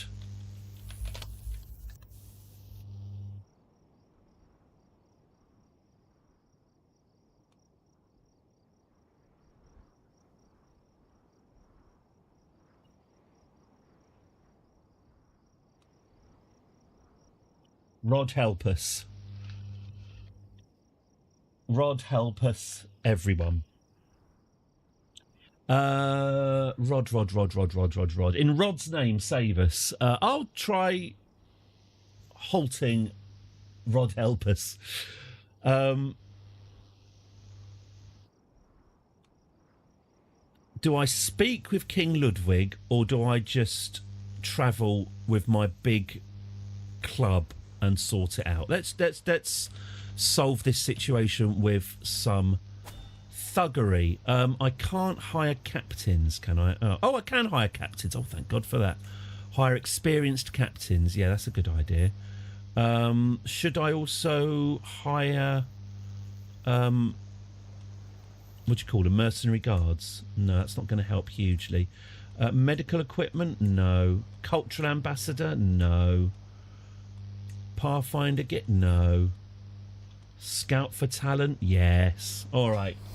Let's travel to Denmark and smash their heads in some missionaries. If they're missionaries, they're unlikely to put up any credible resistance, I would have thought. Basically got a crucifix and a book. I've got a sexy sword. Have I not mounted Guthriff yet? Pretty sure men are a little easier to seduce. We arrive in Lubeck as Schmiechner steps into her temple. A shriek of grief comes from the bottom of her heart. All is ruined. The collar of rat stolen. The collar of rat stomped into the ground. I could shriek out every word of the great chronicles. Who could have the gall to ransack this place and set it alight? Who? But the abhorrent Archbishop Luitbert. Right, we've got to meet this guy. He's ill. You understand now, Mistress Bunny Brown? She points to the desecrated Kolov rat. Right, what's a Kolov rat? Kolov rat. Oh.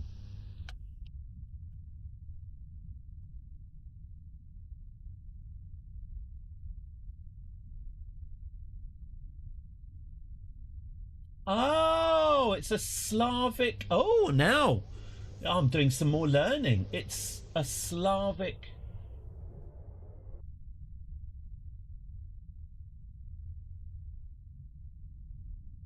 Oh, it's the Slavic variant of the swastika.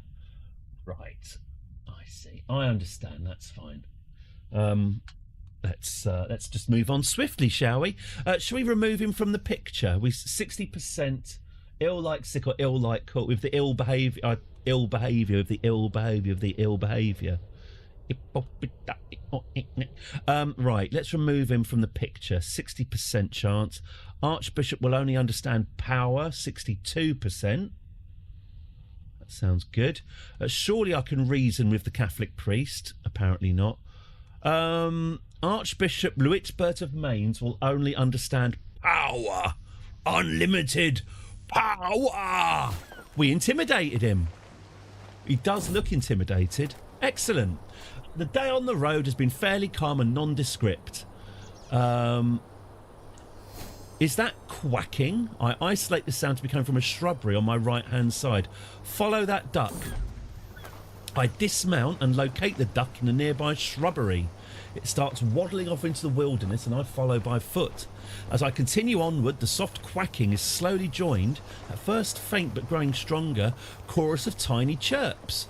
When I turn the next shrub, I see not one duck, but a plethora. El Guapo, a plethora of ducks and duckling nests. I feel my knees weaken as I take in the soft fluffiness of it all. Oh, that's nice, isn't it? So we've travelled to Denmark, we've intimidated an archbishop, and we found a nest of little ducklings. Great holiday, and we get paid. You gain ducklings for 10 years, stress gain minus 25%. Excellent. Cuthred and Rinderan are having an irate row. Rinderan, my head porter. Come, Mr. Bond, surely you two can make amends. Cuthred has gained the trait smallpox. Brigging hell. Cuthred, what's happened to him? Well, I mean, I know what's happened to him. Smallpox. That's not the same Cuthred that we... Oh, right. Oh, yeah. Okay, I was... Hang on, who's Cuthred? My knight. Oh, okay. Sorry, I had him confused with Copsiege. I thought they were... luckily, Copsiege is all right. Cuthred is not. But he's so handsome. Hang on, this isn't the guy I'm seducing, is it? No. Just checking. Can we chuck him in the sea? Is he going to give us all smallpox?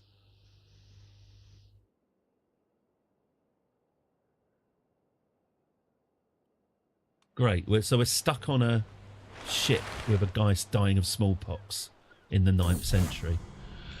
We arrive in Lubeck. We've already done this. Has it glitched? Have I got to roll another 62%? I've already done one 62%. Well, we intimidated him twice, so that's good. Ooh. Pope's dead. Pope's dead. Okay. Pope Nicholas has died at the age of 75. And so, for the first time this season, it's time for this.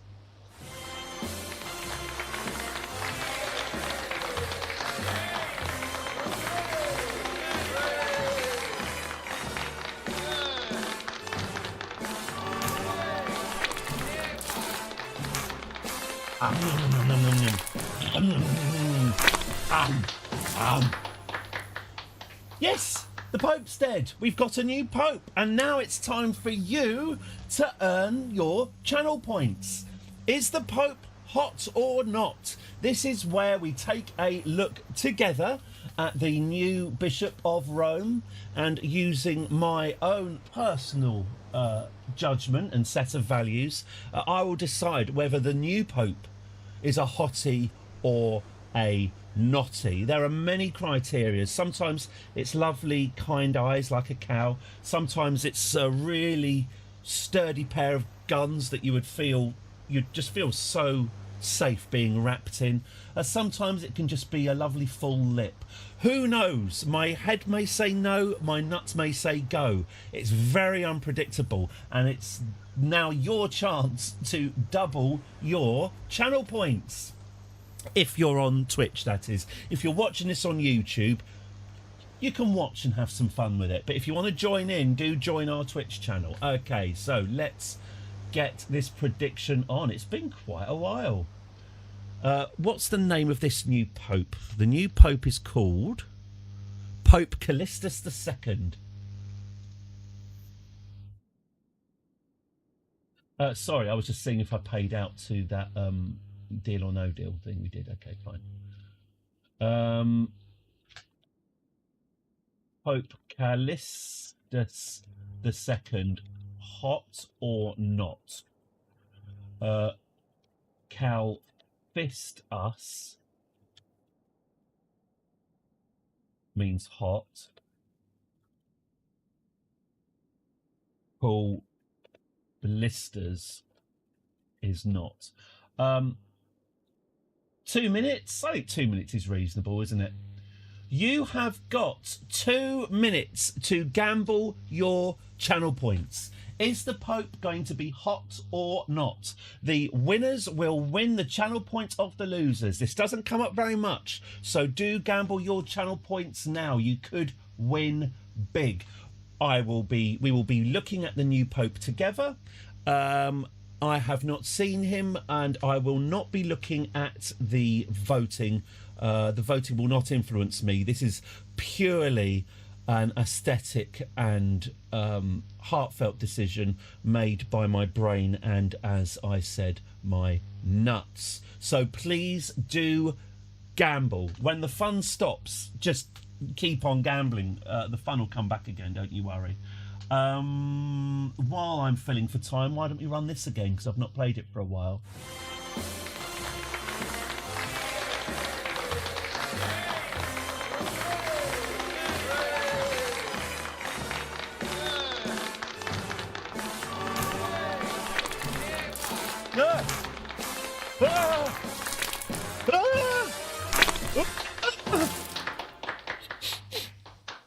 Smell of linden trees in here. Anyway, good. I hope I will vote for 0 points. Bound by your date. Oh, of course. Are you not allowed? Are you not allowed to? And by the way, can I just apologise for what we did to your Archbishop a few moments ago? I can't help but feel partially responsible for the Pope's death. That when he heard what we did, I'm also very, very sorry for using your country to commit crimes. Europe's just one great big loot box as far as the balladeers are concerned.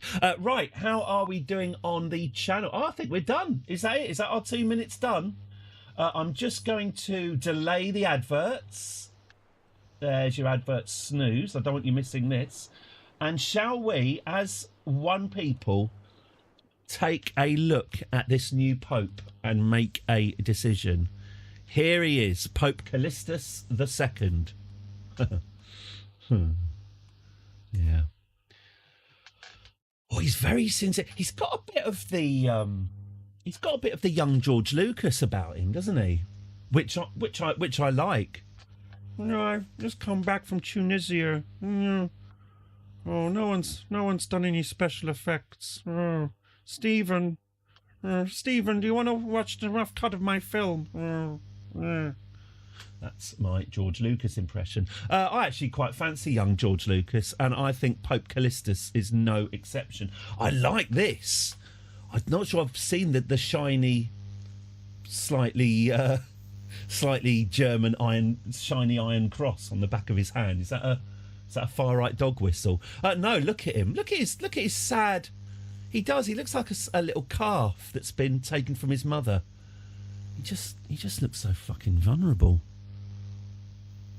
Hello, falling over Mr. Pope Man, Toxic Kite.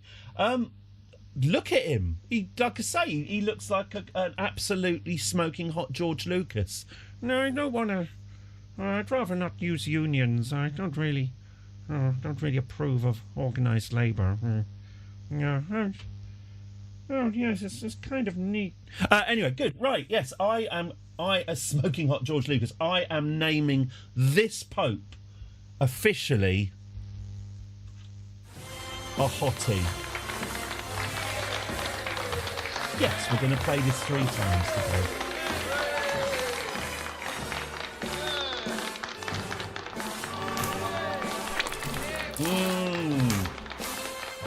I've just washed this T-shirt as well.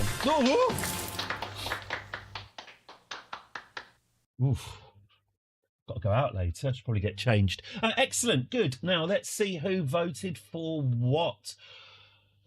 There we go. We've got congratulations are in order to Steel Winger for 1,000 and a moral congratulations for Cholera Kaput, who just got your name on there. And Hen Mania, I'm afraid Hen Mania's 322 channel points have been, well, I think distributed, but I think they've just all gone. They've just all gone one way. Congratulations, and Habe Papum Thermi. We have a hot pope. Good. Well, that's a lot of fun, isn't it? Oh, let's get Pope George Lucas bookmarked. 27 years old. He's only a little bit older than us. Well, he's going to be around for a while, so the boss man, the new boss. Okay. Of course, he's our Pope. That is a very young Pope, yeah. Although it is the 9th century, so it's by no means a sure thing. Okay, now my camp. We're still building a new pavilion. So what? Oh, Guthriff. Here we go. Guthriff's window. We're trying to get seed from Guthriff. Guthriff's windows are lit by a warm glow, and even from the ground I can see movement inside. My pulse thrums loudly in my ears. I might be within my own tent. His windows. Okay, but when vying for... Have you camped in his front garden? When vying for his desire, I am treading new ground nonetheless. Up I go. Up I go. That's very much the motto. Up I go. It's really him that should be going up, because I need a kid. If he doesn't fancy me, maybe he can just sort of half fill a yogurt pot and I'll deal with the rest.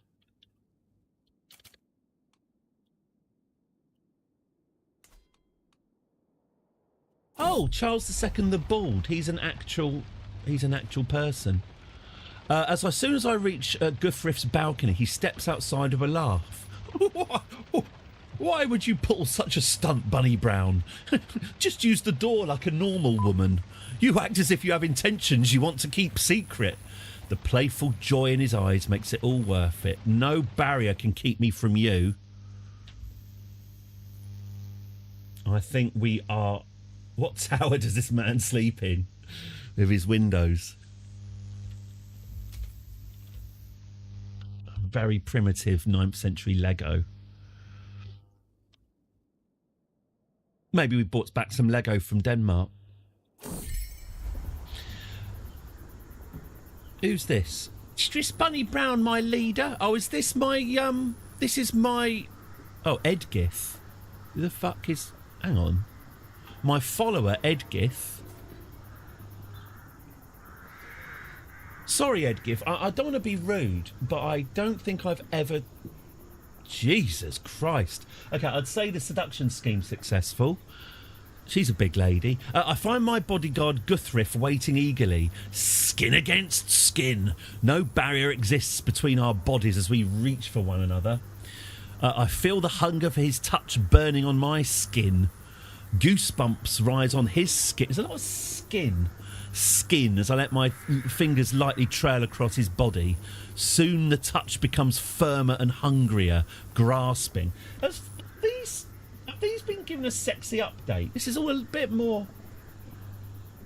It's all a bit more fruity than I remember. When he walks away, he glances back at me. He bites his lip with an affectionate smile. This was too good to be a one-time thing. Okay, so we have harvested his gametes. Let's just see if they can take root. All right, well, is this guy going to run away with you? No. Well, okay. Seriously, I'm trying to have hot sex here. Please leave me alone. Okay. Right. Okay. So what do we have to do? Well, we're not... Maybe Canterbury's kind of run its course. We are still in the realm of Petty King Ethelred. He definitely doesn't want to be seduced by me, which is a bit of a shame.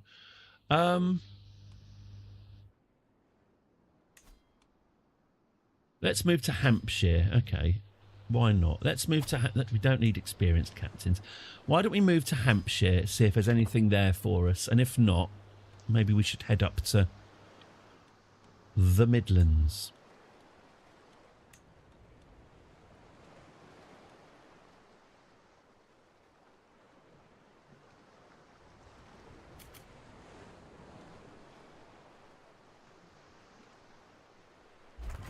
Ah, good. Some new jobs have opened up. Perform in a play. Oof. Settle boundary dispute. That's more like it. That is more like it. Do we want to hire mercenary guards? Nah, we'll be fine.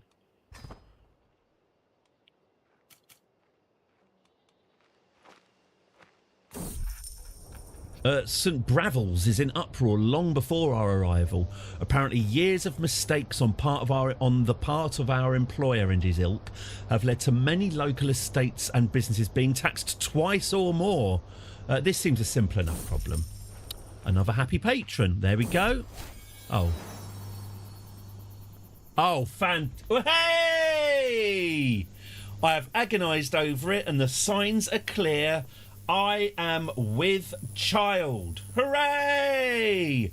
My lover Guthrif is without doubt the father. But without the bonds of marriage, what will people say of my child? Oh, we can have an abortion. Only a 4% chance of death. Oh, the good old days. I will let everyone know who the father is. I'm not ashamed. I'm not ashamed. My sinful acts come at a cost. Judgy. As we travel through the wild... The 9th century Catholic England's a bit judgy, isn't it? There we go. Girthrif, yeah. What a girth. Oh, we've got a wolf boy. Oh, you wait for a child and then two come along at once. So we've got a bastard and a wolf boy. Excellent. What's his called? Heribert. Who's said to have been raised far away from human society by a wolf. Apparently the poor creature has taken fascination with us and has even started to speak some basic Anglic, although not to any meaningful proficiency. I'll train the boy. Absolutely. Great. The child I'm bearing may be illegitimate, but it will grow up knowing who its father is, no matter what Guthrif himself might want. He doesn't look happy, does it? I will always do what's best for my child. So have I got a wolf boy then? Oh, bloody Cuthred. Maud, can you treat him? Could you cure that smallpox, please? It is sicking me out. Right, now what's going on with my children?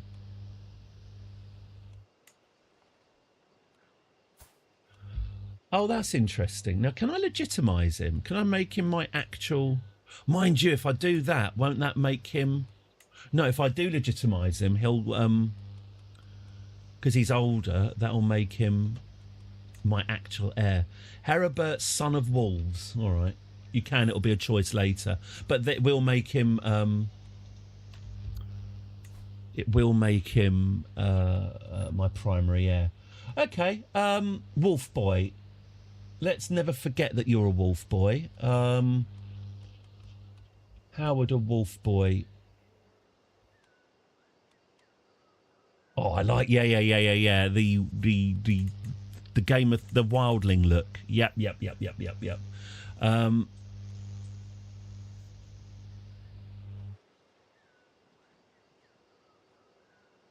Yeah, maybe that. What about a wolfy cloak, like a big chunky cloak, like a wolf would have? Oh no, he's a child. He can't have a big chunky cloak. Well, no cloak for you then. Legwear, you won't be needing that. You didn't need it when in the forest. You don't need it now. And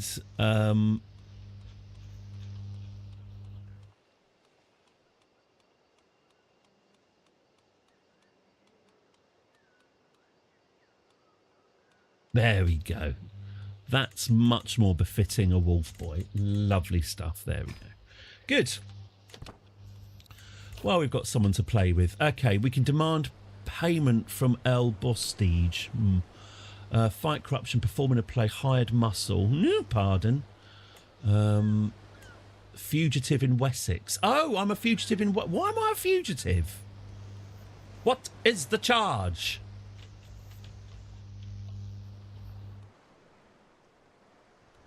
Hired muscle it is then, I guess. The Lord of Gwent urgently seeks discreet swords for hire for a short posting. All right. We can do that.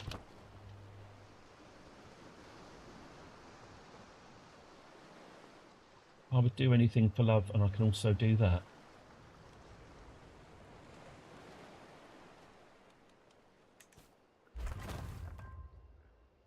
Lovely. That's our camp upgraded. It's not too long until I should start thinking about getting an army. Camp gains major resistance to plagues. Yeah, let's do that. Let's get a resistance to plagues because they are no fun. Right, we need some muscle. No, pardon, that's Maud. Obviously, Maud would be my first... Yeah, I mean, look at her. That would be the first person you're going to go to be a thug. There we go. Maud. She's tastier than she looks. Look, 90. Her prowess is excellent. I wouldn't start anything with her. Alphonse. Who's Alphonse? What's his story? Did he just sort of come up to... Anyway, fine. Bodyguard, Balthier the Heartless.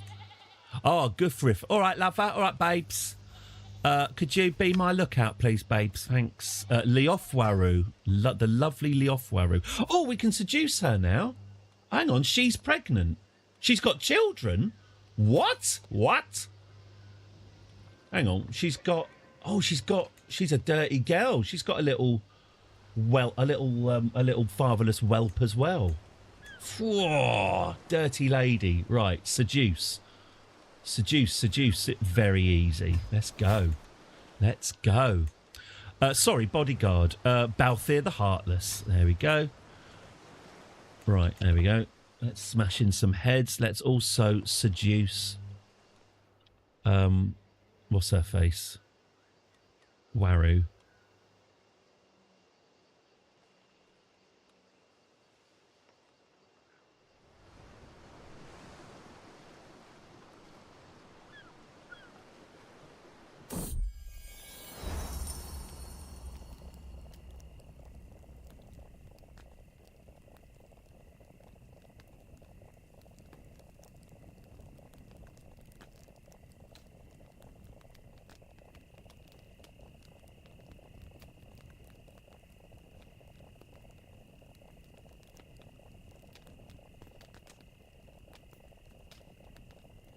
Sorry, I was distracted. Each night, one fire becomes the hub of the camp social activity. People coalescing around my inner... Hang on. People coalescing around my inner circle to wag tongues and trade friendly barbs. Bunny! No! Bunny! No! Bunny! No! Bunny! No! Look, all I'm saying, chortles Beertwaru to the giggling of several other followers, is that poor Alphonse may have the attention span of a gnat, but he makes up for it with his natural excitement for new things. This is fantastic conversation. Join in the ribbing of Alphonse. Yes, let's all pile on. Let's all pile on. Side with the bullies. That's how you get popular.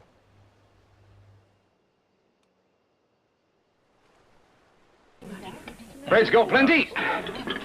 Arthur's got plenty. We've all got plenty. Plenty to go round. My wife's got what it takes. Got the lot.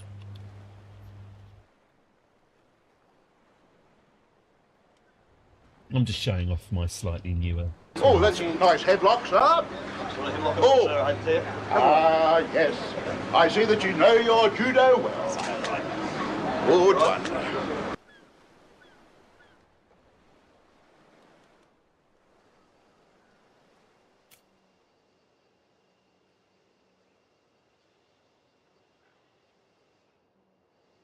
What if there's ads on YouTube? If anyone's on YouTube, let me know if you get ads or not. I can't... If you do, I don't think I'm getting any money for them.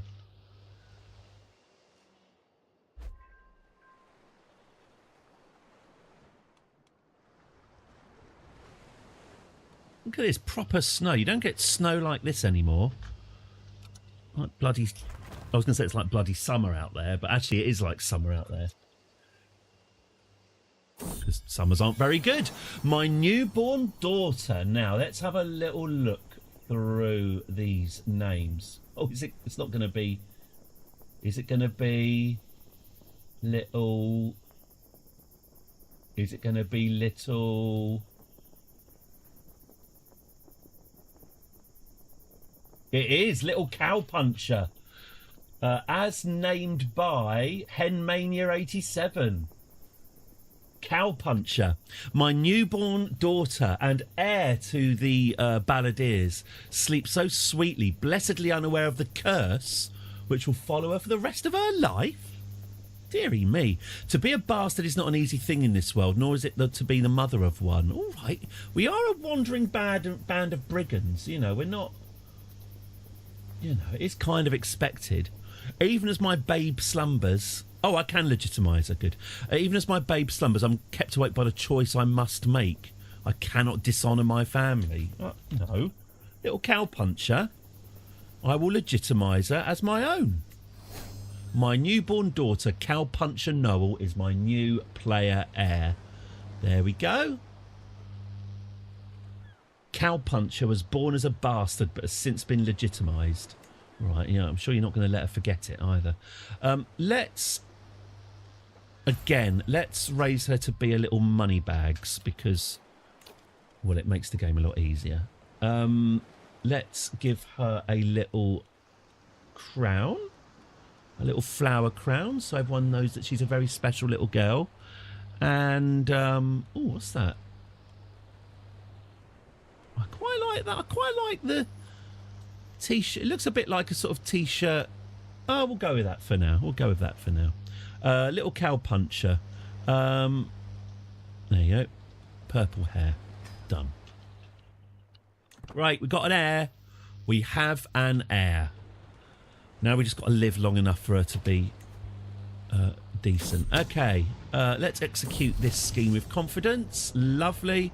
The garden is beautifully, blissfully silent and I can rest a little easier at night. Good, we've smashed some skulls in.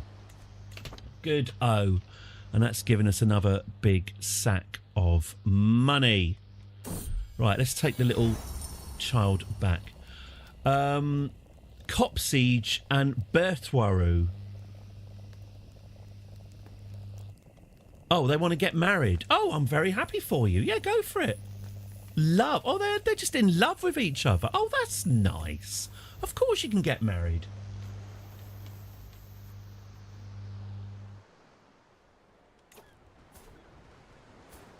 So,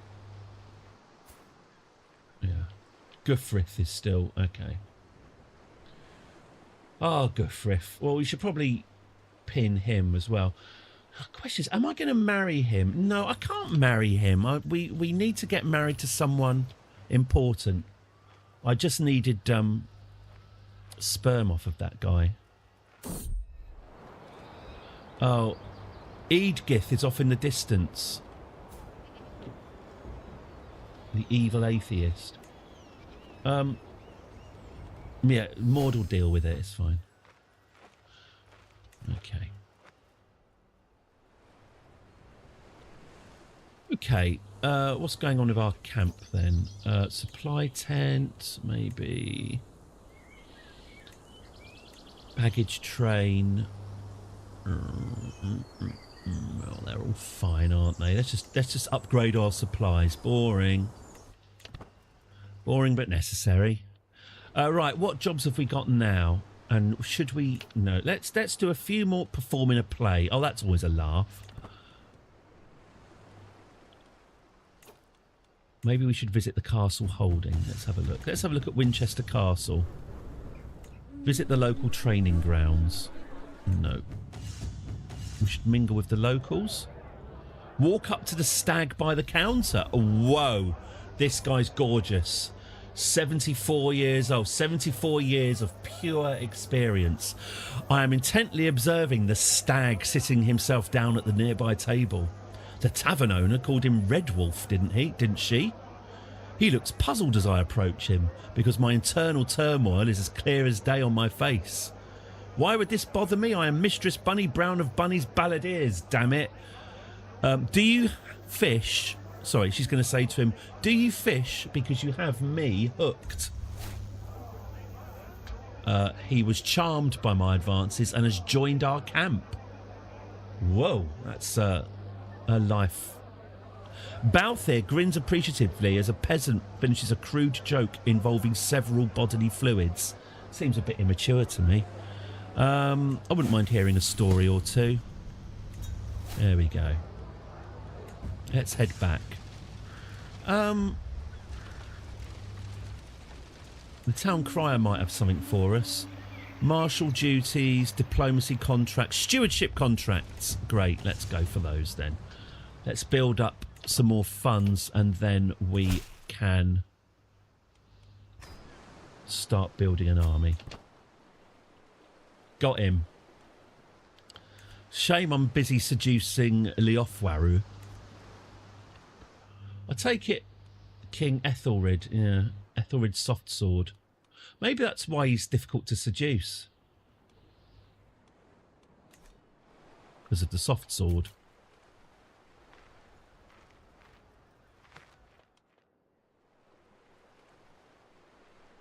Are we not? Oh no! Leofwaru doesn't think of us in that way. Oh, that's a shame. She does look upset, doesn't she? Blimey. Well, you did pick up that absolutely smoking hot gentleman earlier. Maybe you could, where is he? 74 years old. Where is he? There he is. Get on that. Seduce. Oh, he's difficult to seduce.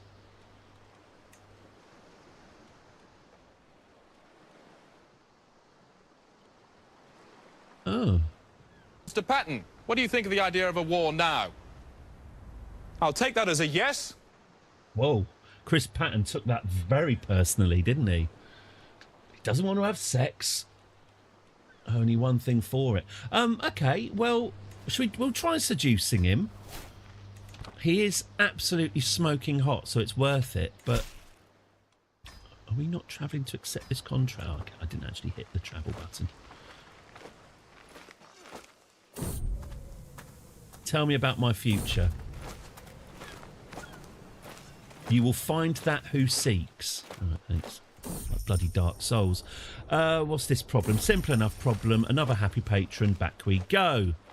No drama Obama. Oh dear. Heribert has been a real challenge to mentor. What, because he's a wolf boy? That much is certain. He's scarcely able to string a sentence together and still prowls around like a beast.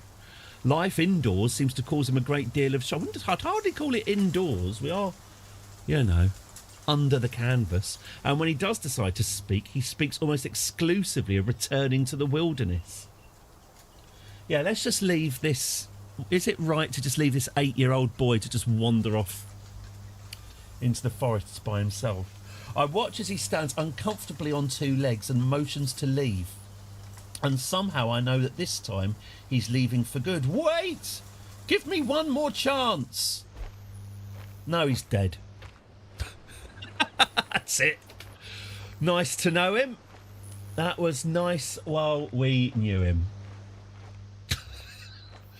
You know, you can't. You try and help some people. You know, you try. Some people just don't want to be helped. Is that how you spell libeled? Yes.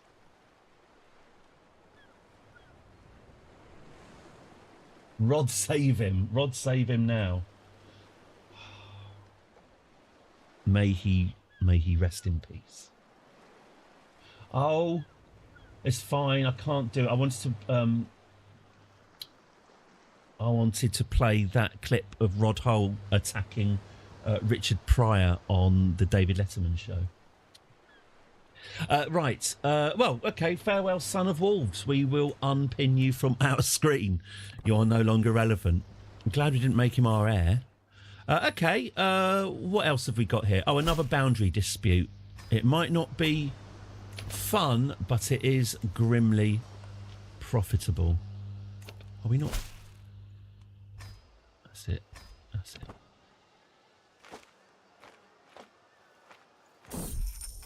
This seems a simple enough problem, and back we go. Right, done. That got the pulse racing, didn't it? Everyone appreciates a gift, but maybe I could come up with something truly unique. Truly unique? Oh, I think you'll find you can't have gradations of uniqueness. That will make a real impression on Red Wolf. Oh, I don't bloody know. What? Paranoid, diligent and forgiving. A wood carving of a castle. I don't know.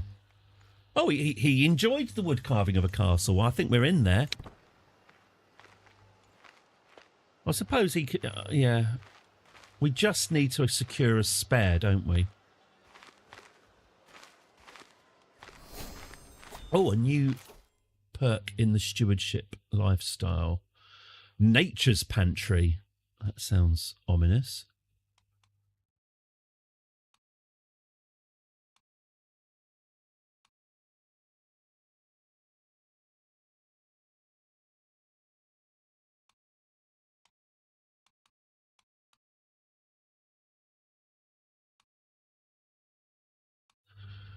Let's go for well stocked. There we go. They're all pretty uninspiring perks, really.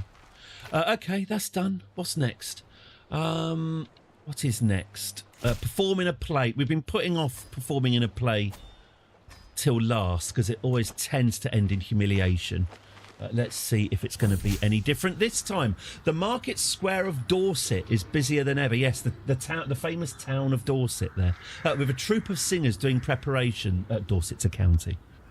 A wooden sword? One of the children leans over the dais, making a disgusted face. Ethelred, that's enough. Earl Alfred urges him to return to his side. I told you I would find a real hero for the play, and look who just turned up. Alfred looks directly at me. An easy windfall, wouldn't you say? You just need to impress these peasants. Bloody peasant! We're going to have to focus on a success chance. Right, musician. Red Wolf of Norfolk is a decent musician. Okay. Good to know. Guthrif, my lover, you can be a shill. Cuthred.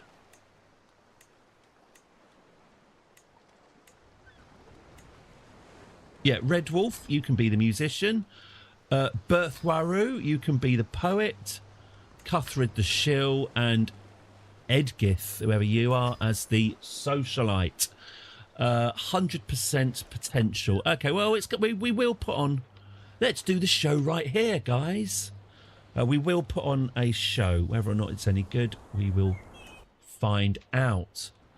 What's going on with my politics? Now, we don't have any particular politics to be involved with at the moment, do we?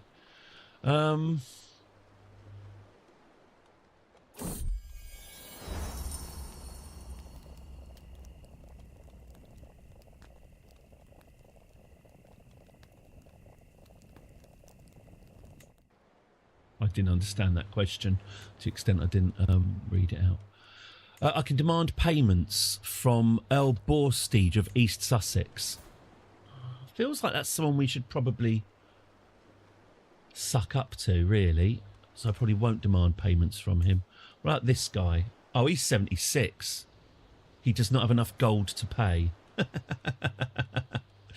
Oh, fine. We'll leave him alone as well. Her reputation's probably worth more than money, I would have thought.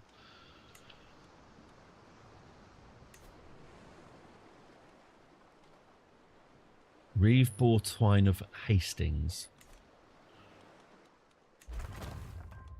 What are we doing? Oh, we're performing in the play and we're also seducing Red Wolf the stag. And I still can't seduce this king. It's a shame. Oh, I can romance him, though. Oh! I can romance him. Can I also gift him an artifact? I could give him a makeshift mace. Would he like that?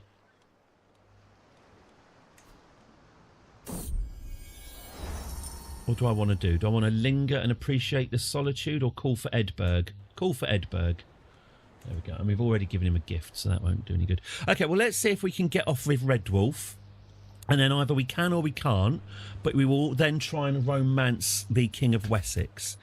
Obviously, if he could implant, if he can spatter his seed all over my walls. When I enter Red Wolf's chamber late at night, I'm greeted not by a sweet embrace, but by a sneering ogre.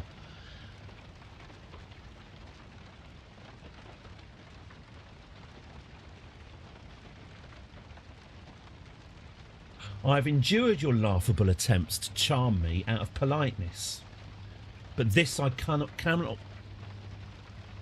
Just so angry. This I cannot stomach. Get this. Stay away from me, you cocky voluptuary. Fucking unbelievable. He's just called. We spend valuable weeks, you know, brushing up against him. You know, accidentally giving him a brief glimpse of nipple, etc., etc. And he calls me a cocky voluptuary. We picked him up in a bar. 74 years old. We picked him up in a bar. You're a brooding debaucher. Right. I'm not. I'm sorry. This is a humiliation. You're a brute. Right. You prick. Where is he? Where is he? There he is. Right. Imprison. Murder. Dismiss. Is there anything more unpleasant we can do to him? I take it we can't imprison him because what is the charge? Oh, we can imprison him. People will lose opinion of me. I'll just dismiss him, prick. Go on, F off. F off. F off. There he goes. Red Wolf of Norfolk left your camp. I hope you die soon. Tosser. Right. Yes. Right. Small bean regarder is one of my favourite. I still use that. I heard that Rolf Harris was a small bean regarder. The crazy world of Arthur Brown.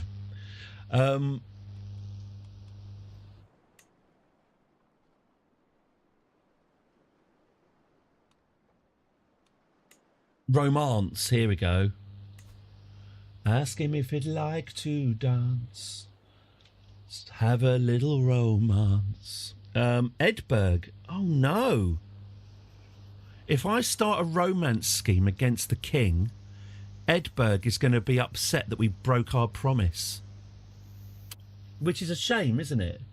But omelettes and eggs spring to mind. I'm sorry about this, Edberg. But he is a king, and I've got a chance with him.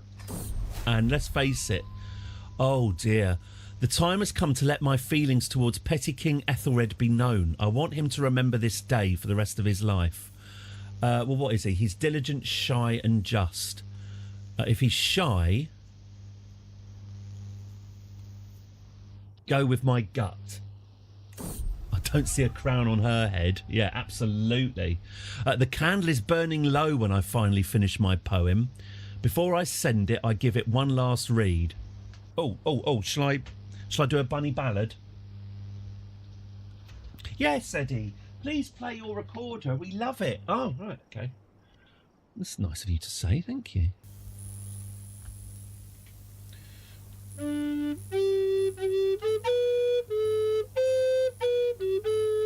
Your presence is the life-giving sun of my world.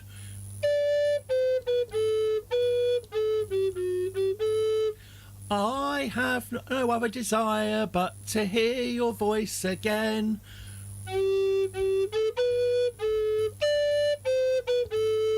That I may know the depths of your love.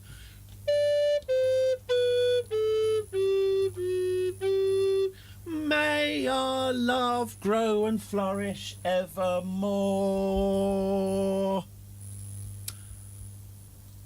The waiting is unbearable. The thought of rejection makes me sick to my stomach. When his reply arrives, I tear the seal with shaking hands. While I cannot encourage you, my liege, unusual address, but okay, I am most grateful for your kind words. Yours faithfully, Ethelred. My liege. Whenever I see my liege, I always think of the Mayor of New York in Futurama when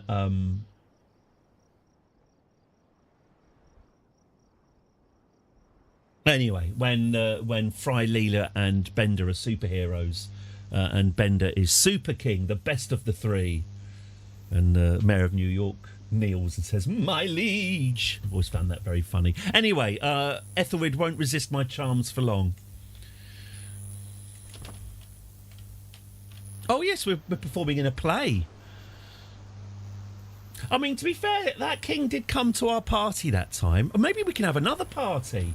Oh yeah. We've got enough money as well. Let's have another party and invite the king. Edberg can serve the wine and prophylactics. Ethelbert, hang on, what is that? I've forgotten her bloody name now. Edberg, could you fetch Geronimo? Greg. I'm thinking of inviting the king. Could you take these to the banker, please?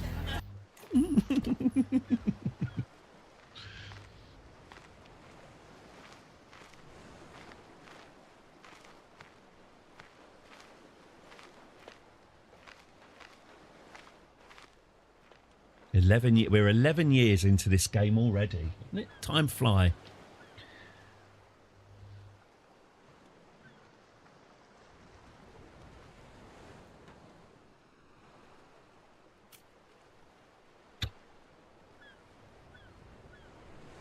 Right, are we ready to put on a show?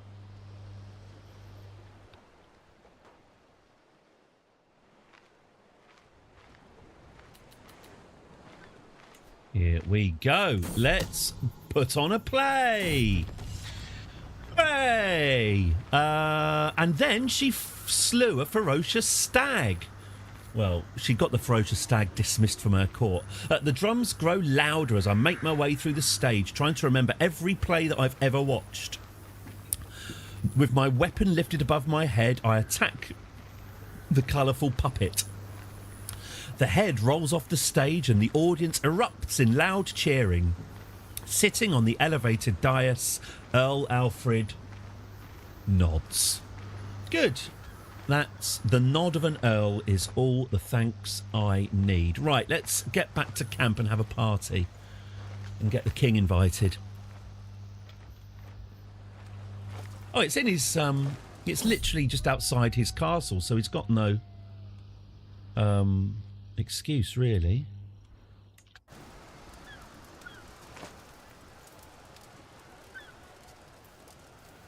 Ask me if he'd like to dance. Spend a little romance.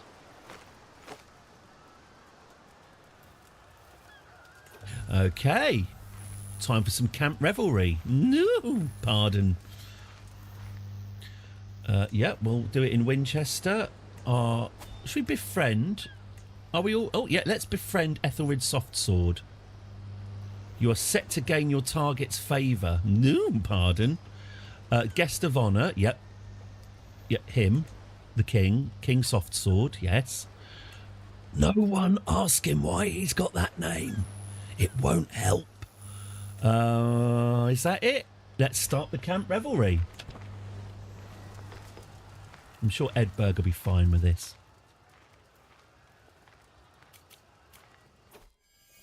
Whee! Get it down, you. Finally, we're all gathered, well, and hopefully up her as well. All supplies prepared, the fire crackling merrily in our midst. Let the revelry begin.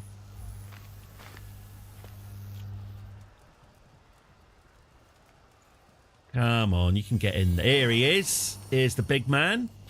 The revelry rolls on, but Ethelred is clearly feeling somewhat introspective. This truly reminds me of my childhood. He looks around wistfully. So much mischief and revelry. I can recall 100 nights of such roguery right now. He looks at me. How about you? Do you have any tales of when you were a young lass? Of course. Of course. Oh, he's disappointed. I don't have any good stories. What about the time you went to Denmark and murdered all those missionaries? Sorry, Ulf's sly smart. It's the riddle master again. A riddle, perhaps. I have one eye, yet I cannot see. What am I? Yeah, I've got an idea what that might be. Is it an eye? Is it an eye from the Far East? Is it the sort of eye one would find in the Orient? Perhaps the answer is no. It wasn't that. Wash your mind out. A furore, my ears prick up and I swivel to see a couple of my followers engaged in a discussion with a man stood behind a horse-drawn cart. Only the finest wares! I saw and heard your revelries from afar, and of course had to divert to offer you fine people a chance at procuring them. What do I want? Resplendent armour. Ooh, fucking hell. Illustrious armour, prowess +7, injury resistance, fatal... Wolfroth's brooch, what's that? No, I'll have the armour. That's cracking. Resplendent armour. A good time was had by all, but the hour has come to call the entertainment done. Oh, are we not friends with the king? Did our intent fail? Petty King Ethelred gave a gift to the host, me. Okay. Let's get this armour on. Resplendent armour. There we go. Let's rename it as well. Let's name it Bunny's... Bunny blocker. There we go. Cool. Got maps. Got armour. Got the lot. We failed to befriend the king because he was introspective and found me boring. There's no man lovelier than petty King Ethelred. Oh. In his presence, my words often fail me. None of my compliments ever do him justice. He has got plenty, hasn't he? Ethelred's got plenty. We've all got plenty. Fred's got plenty. Arthur's got plenty. We've all got plenty. Plenty to go round. My wife's got what it takes. I will write about what is he? Fierce fearlessness, right? What is he? He is diligent, shy, and just.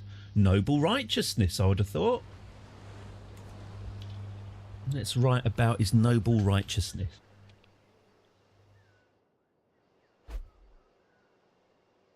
Ed Siege the Strange and Maud are feuding over their differences. He is such a bellend. To the festive Mistress Bunny Brown. The sound of your voice is the wings on which I ascend to heaven. I'd be blessed if I could have you close. Ooh. The guy from the pork advert looks like Kevin Eldon. When we were in Japan, there was a game show host who I thought looked exactly like Japanese Kevin Eldon. Let me see if I can... Japanese Kevin Eldon. I'm not quite sure if I'm going to...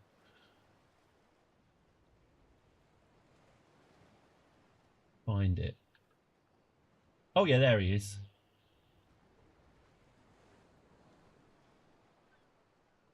Doesn't actually, to be fair, he doesn't actually look quite as much like Kevin Eldon as I. Oh no, yeah. What do we think? Hang on. Japanese Kevin Eldon, calming. There. I don't know now. I think he might have looked more like Kevin Eldon in motion. Yeah. Anyway, I got very, very excited and took about 30 pictures of the telly. I think I was tired. Anyway, good.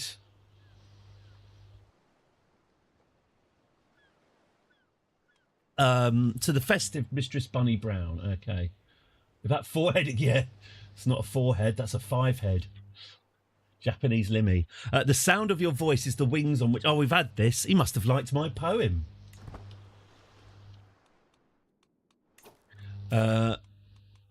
Detailed cookbooks. All right, Nigella. Oh, Nigella. Sorry, I got lost in a reverie. A blue for you, Catherine. Sorry. Blue. Sorry. Catherine, I'm really sorry. Really sorry. Regale court with a diplomacy scheme. Rescue a fair subject. Yes. This is more like it. We got a campsite honey from the last one who refuses to have sex with us, but can't have everything. Slope! Like, so is that Richard Hammond? Is that Richard the Hamster Hammond in here? I hear Copseed shout out in panic. Soon thereafter, I hear a loud cracking. Oh, no, it wasn't Richard the Hamster Hammond who got into trouble for that.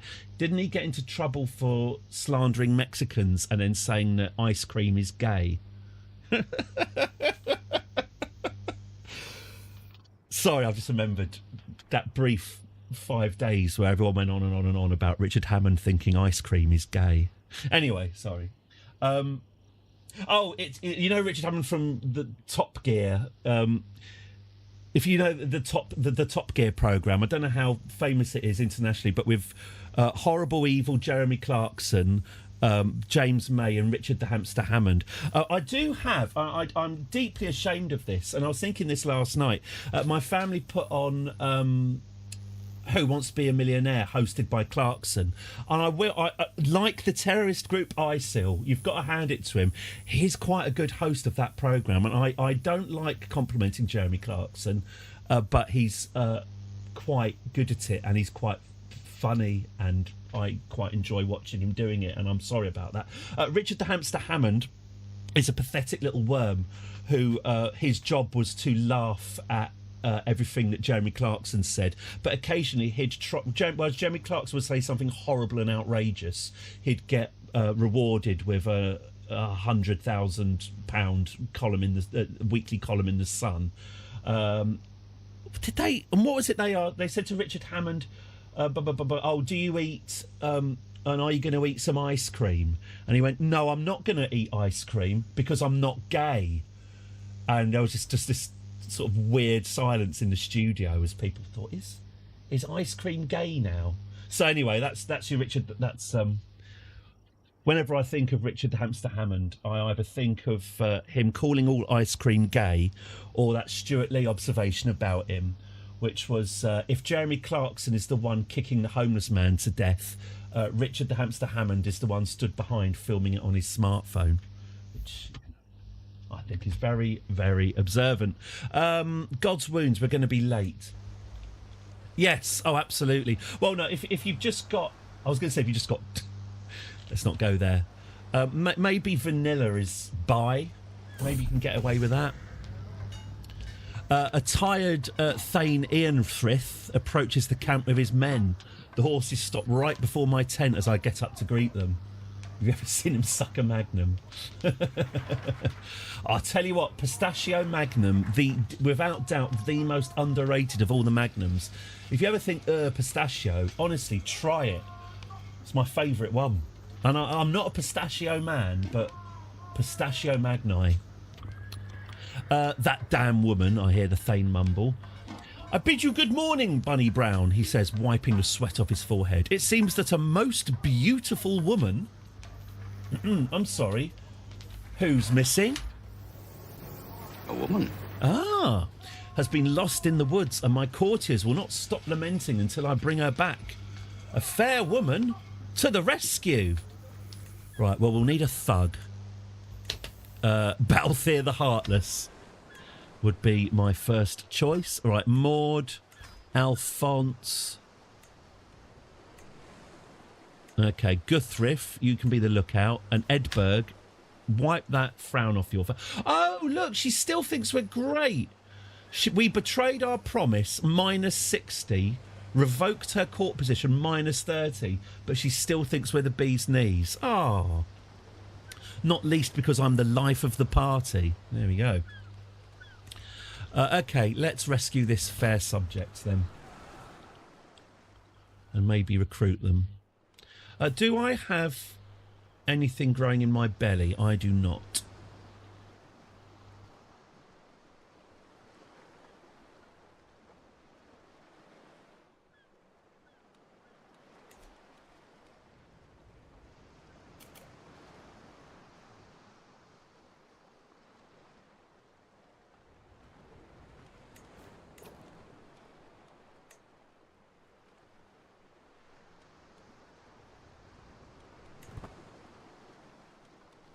Fugitive in Wessex. I'm still a fugitive.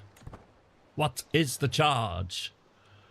Are we a fugitive in? I haven't done anything particularly bad in... I've done bad stuff in France, but that's what it's there for.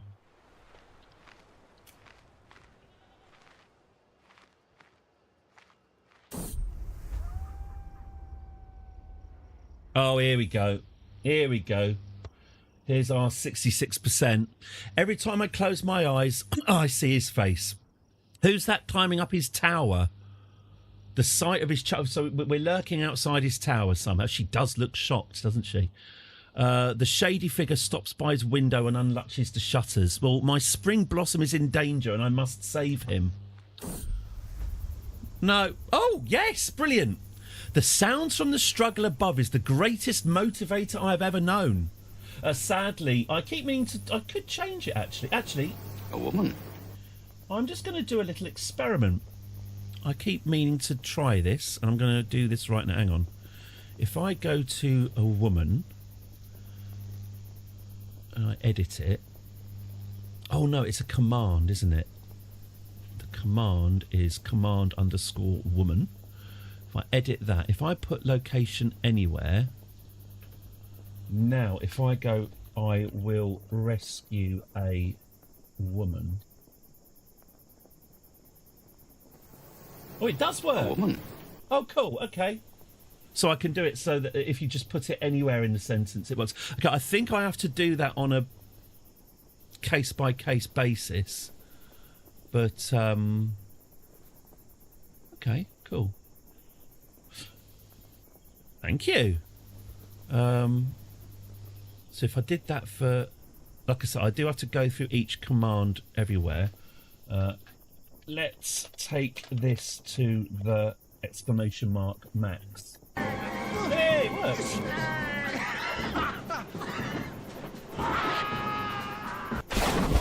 Hey. Okay, cool. I won't go through that now, but that's a little chore I can do later. Good. Right, sex. I feel as if I grab the villain by the collar, throw her into the wall. The rest is a blur. When the danger is over, I turn towards it. We got him. Ethelred, are you all right? I ask cautiously. As if my words were a spell, he finally unfreezes and throws himself into my arms. Thank God you're here, Buddy Brown. Excuse me. Oh, God. One sweet kiss? What? One sweet kiss is the only reward I crave? It's not in any way true. I crave his spunk. I need a baby. Pump it into, horse it to me, big boy. One sweet kiss. That's not going to get me pregnant. All that I want is another baby. Oh, you can only have one soulmate at once. Oh, Jesus. Have I got to dump Edberg so I can... Oh, okay. I require lodging. I'm in a bad mood. Your hint is taken with a discount on top. Yeah. Right, well, is he my lover then, or what? Lovers? No, he's not my lover. Bollocks. Stupid soulmate. My friend and soulmate. Oh, Edberg. Oh, she's not going to fill my belly.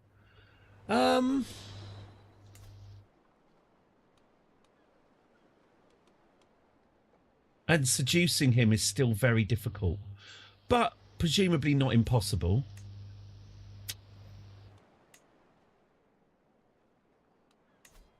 Let's try it. Let's just try seducing him. I'm not optimistic, though.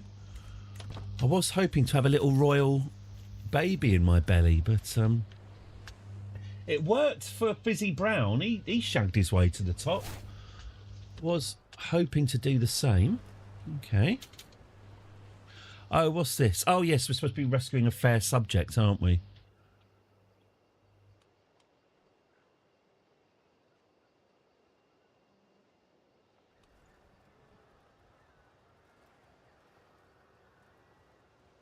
Hang on. Is the king under siege? Who's he under siege from?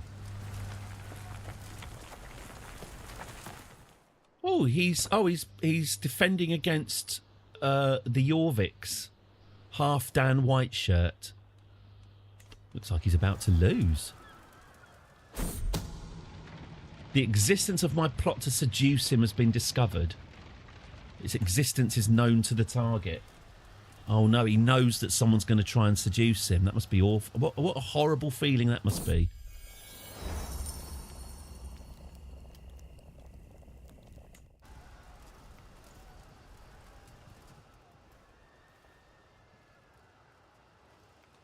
Okay, well, let's... Oh, hang on, we've still got to wait for 5% for this. Right, let's go and rescue this maiden from the forest. Here we go. Let's execute this scheme. Let's see how fair she is. Okay, that looks like a 12-year-old child. Back! A high-pitched scream makes its way through a thicket of trees, and I follow. My lady! The woman cries, falling to her knees. Eldgif. Well, she's beautiful, diligent... she's pretty good, got good diplomacy. We don't have to part ways. Fancy hanging out? She feels honoured. Well done, Eldgif. There she goes, she's quite fair. Lovely stuff. Welcome. Oh no! Petty King Ethelred, after that siege we just saw, he's just lost a leg and got pneumonia. Maybe if he'd jizzed in me. Look, he's... Oh, I see, he's occupied. Oh, dear. Oh, how awkward. Oh, dear. All right. Oh, well, I'm sorry to see that, mate.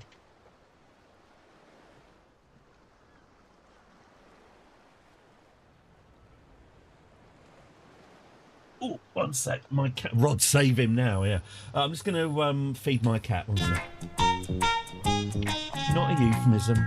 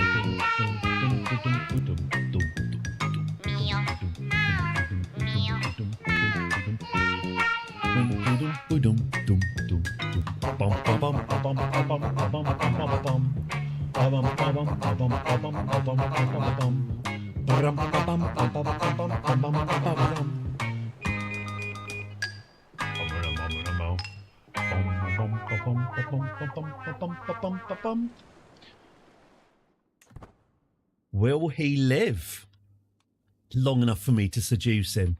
Are we due another bit of camp revelry, are we?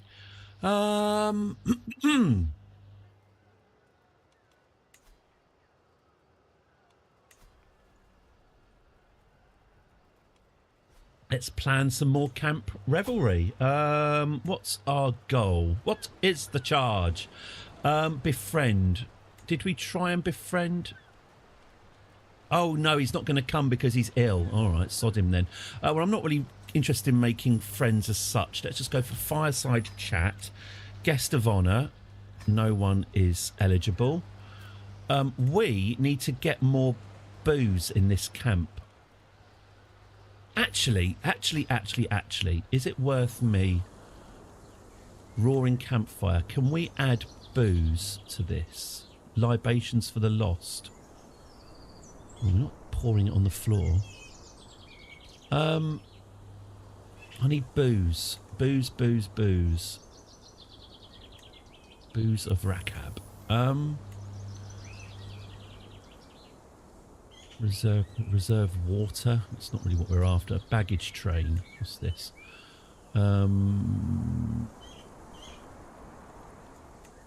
Booze. Ooh, stewardship contract rewards plus 50%.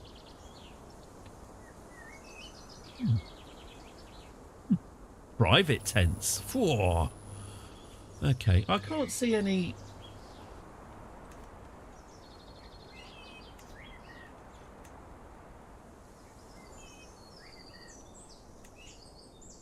Torturer's tools, mortician's tools. Curses. I don't see anywhere to get booze. Okay, fine. Nightly debates. Yeah, that sounds great. All right, let's just go for an upgraded baggage train. Very dull. Let's also have some revelry and see who we can talk to.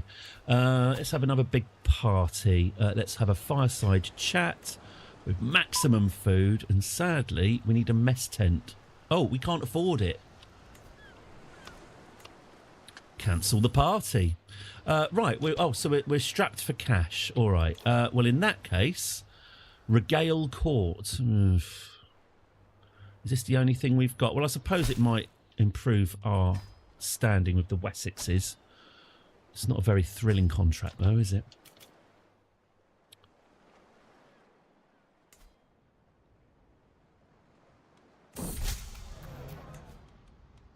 Right, we're regaling the court. Okay, well, we need a shill. Right, Guthrif, father of my heir, you're up. Beothwaru, there you go. We've got Ildgith and Eadgith.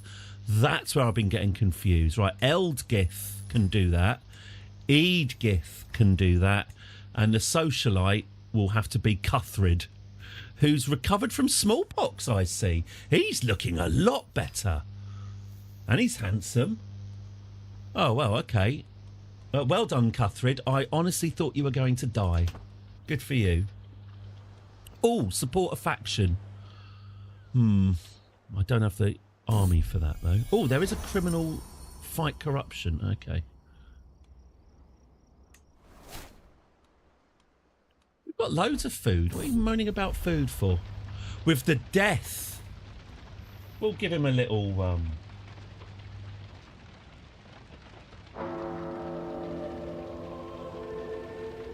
Just a little bit of respect. Just, you know.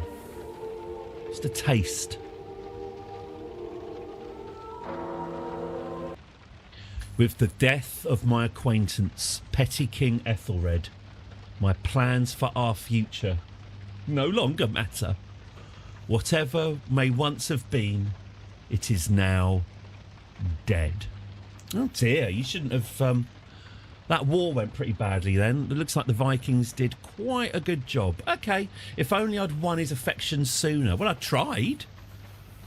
Okay. Who's next then? Is it... Have they... Petty Queen. Oh, right. Oh, she's lost. The conquest of... Oh, right. The conquest of the earldom of Hampshire has been lost. So Hampshire is about to go Viking then. Is that the end of Wessex? Yep, it is. Ho. Look after Mr. Bond. So we've got the Petty Queen of Kent. See that some harm comes to him. The Petty Queen of Kent, a foreign ruler. I like his quite... I think he spent all his money on his hat, not quite enough on his robes. Perhaps his new role was a bit of a surprise to him. What have you got? Well, I've got this hat. Great. And what else? Right, what can we do with this little queen then? Can we get her on side?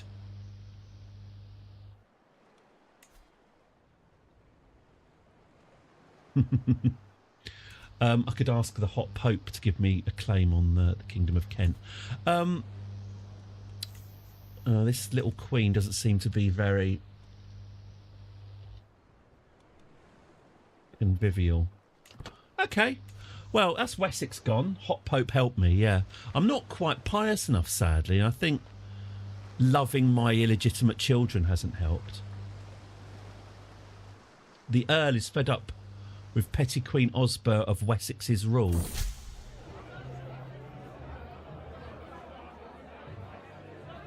I've been wondering, my dear Bunny Brown, drawls Reeve Borthwine one idle dinner, you spin these tales of your life and deeds, yet you live neath a muddy tent flap, barely sheltered from torrential rain and scorching sun alike.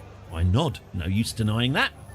With so many of the basic comforts of life denied to you, what's the thing that motivates you to get up in the morning? Why keep marching on when the next day you'll just need to do it all again? Pick at your food and ignore the question. No. An open road must be walked. Yeah, he liked it. Good. Father of my daughter. I mean, if you fancy jizzing into me again, you can. What's going on here? Regale Reeve Borthwine.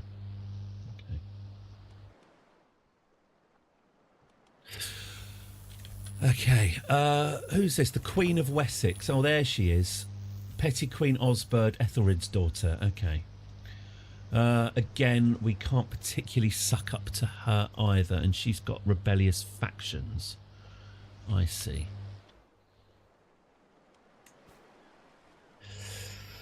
We are in debt.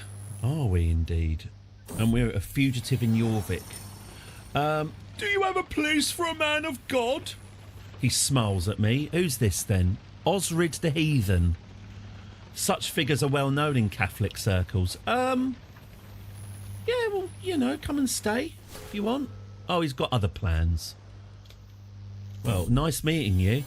While I come to expect mischief from my daughter and heir cowpuncher, her creativity keeps me on my toes. She sounds awful. What a horrible child. Rowdy. Oh, is it all right if I'm going to bring my kids round with me? They're a bit rowdy. Ah. Awesome. Okay. Oh, yeah, look, these Vikings are absolutely marauding. Is the Kingdom of Kent in danger? Surely not. Not Kent. Oh, did he... Oh, did they beat off the army? Unclear, really.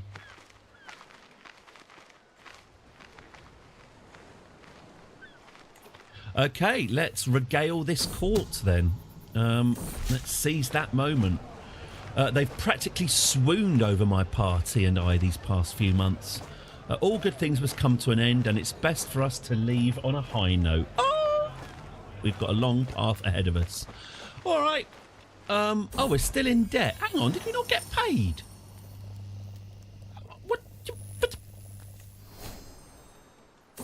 Oh, I found a sponge on a stick. Ugh, how unpleasant. Strolling through the Arundel countryside is not quite the peaceful lark I'd imagined. The sky is black with clouds and the farmland fields are deathly silent. Is this what the Vikings have done? We hear the ear-wrenching wails of agony coming from deep within the fields. As we draw near, we find a man strung up on a post as if he were a scarecrow. Crucifixion is good. He is the very image of Christly suffering, strung up on his farmyard crucifix. Crucifixion is good. Some of the members of my entourage implore me to cut him down, but is it really my concern? What, should we save the man from crucifixion? He's clearly a criminal. Yeah, the no smoke without fire logic there. They wouldn't have nailed him up if he hadn't done something. Let's show mercy to him. What would Jesus do? The man grovels pitifully at my feet, bloodying the soil with his hands. Soon, members of my entourage hoist him onto his unsteady feet. Oh, it was me mother, you see. She tells me I'm so slow and useless I'd make a better scarecrow than a farmhand, so she tied me up. I thought I'd be all right, but it was torture. Intellect is clearly not his strength, but he offers me a small sum of wealth for my assistance. Yup. Come with me. Does he have any... Oh, my God. Sexbald the Thoughtless. He's a dull man. It has been a long time since Sexbald's mind had any exercise. He's been brutally mauled. A good reward. No, come with me. Now, Sexbald. Oh, Sexbald. Let's test that first syllable. I know how to comfort him. I wouldn't mind a dull child. They're probably quite low maintenance.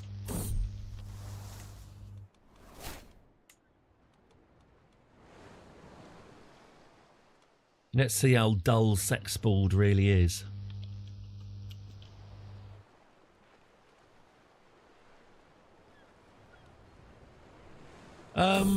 So we're still... A troubadour will soon be performing for the court at Winchester. It'll be a simple request to have him change the performance to be a dedication to Sexbald. Yeah, go for it.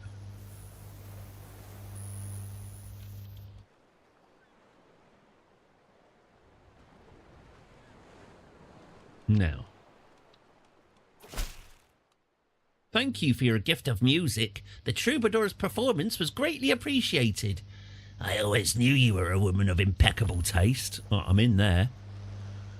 Okay, what should we do? Well, things have gone a bit sour down here, haven't they, down in Hampshire? We're probably better off. Should we head up into Mercia, then? Let's Oh.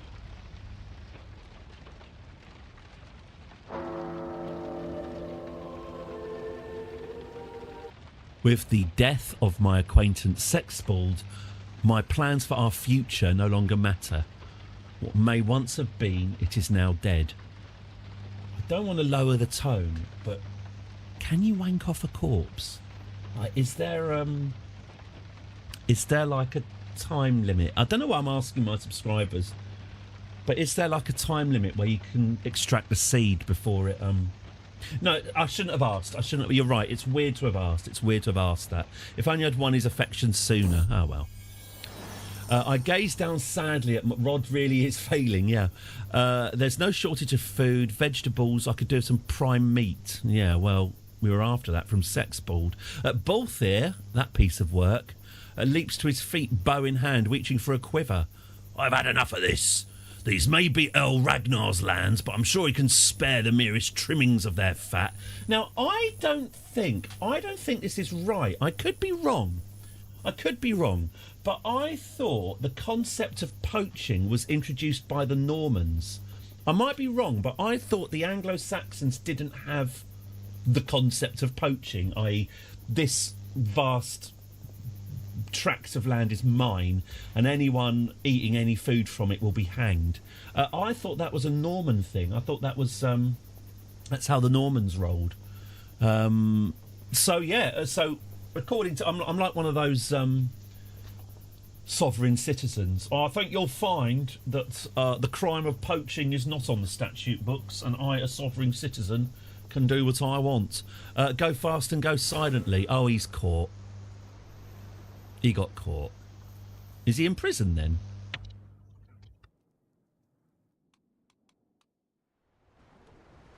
Oh yes, we were going to move, weren't we? Let's get the hell out of Dodge. Let's go to Mercia. Oh, I see. Move camp. Select destination to move. Warwick? Yeah, go for it.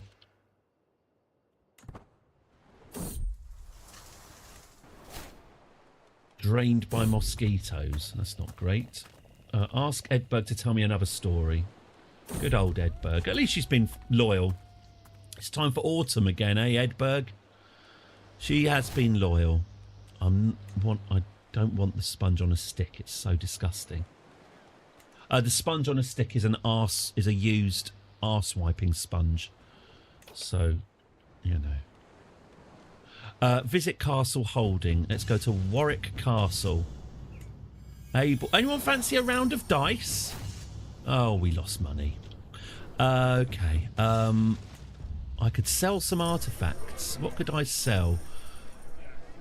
You can have my sponge on a stick. There we go, 14 quid. We've got plenty of supplies. What's the town choir got? Criminal contracts, learning contracts, diplomatic contracts. Well, let's just go with crime. What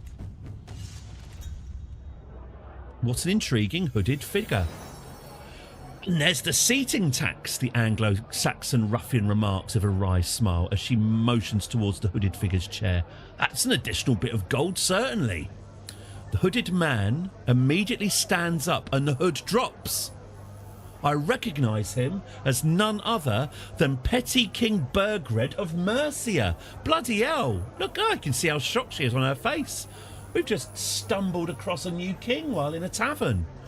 This is an outrage, the Petty King exclaims, clearly flustered.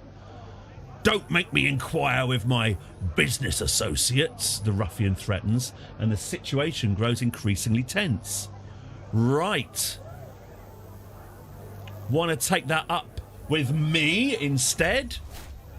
The tension's still high when I leave Burgred in his predicament. Oh, and make my way back to the centre of the room. Oh, I thought he was sticking up for... Oh, nobleman saved. You've gained a favour hook. Oh, okay. You appreciated it.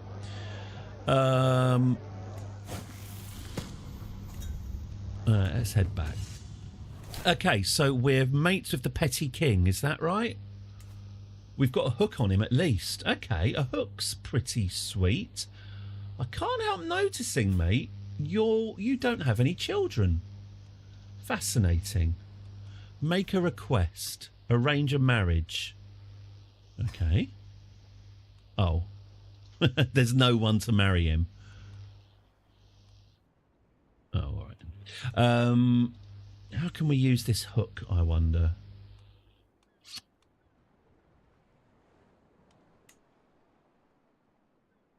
Seducing him's not... Why does he hate me? Used me for favours.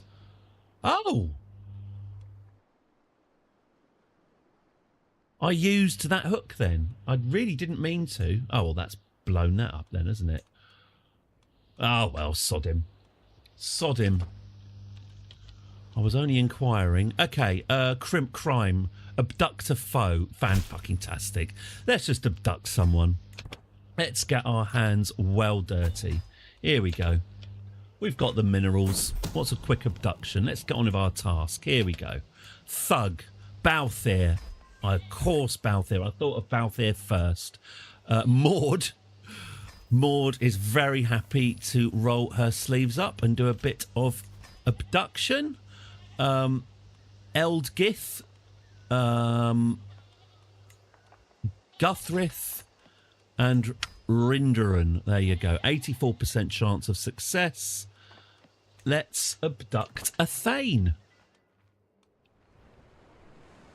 In the meantime, I am still in debt. And I'm a fugitive in Mercia. What is the charge? What is the charge?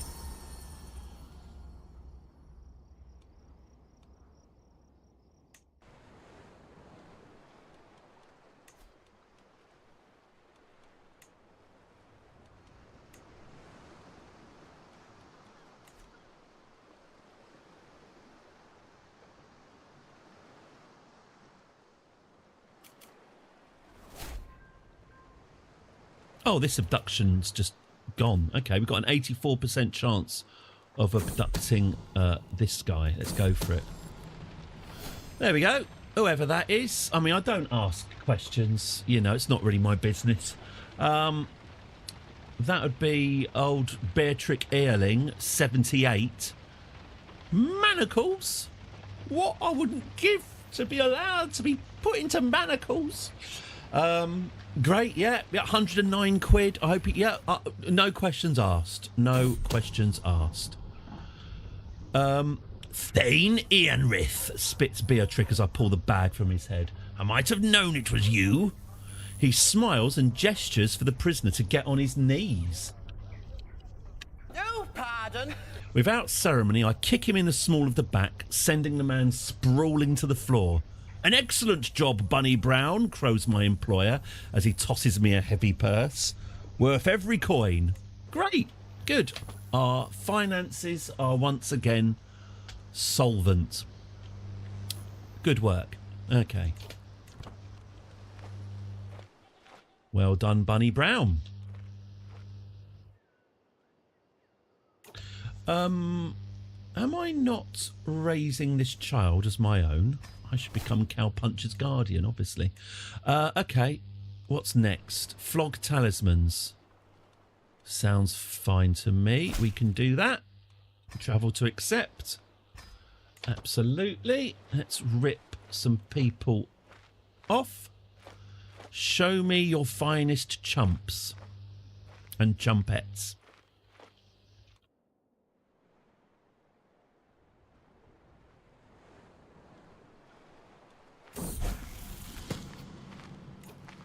Log talismans. Well, Guthrith, as always, well up for it.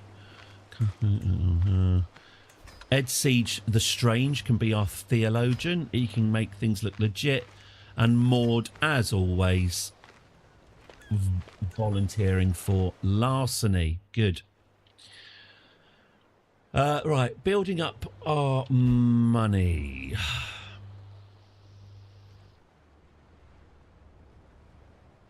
Is there anything we can build in the camp that's going to help?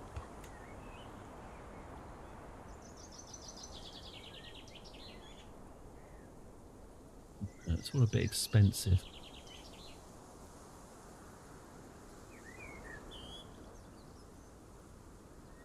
216 quid will buy us bartering grounds, which will make our stewardship contract rewards much higher, and it'll increase 25% monthly stewardship lifestyle experience. Okay. I'm convinced. So if we pull off, pardon, this talisman job, we might have enough money to do that. That'd be nice, wouldn't it? Oh, good. Maud is now a slightly better physician. That's comforting to know. Whoa, Naggle.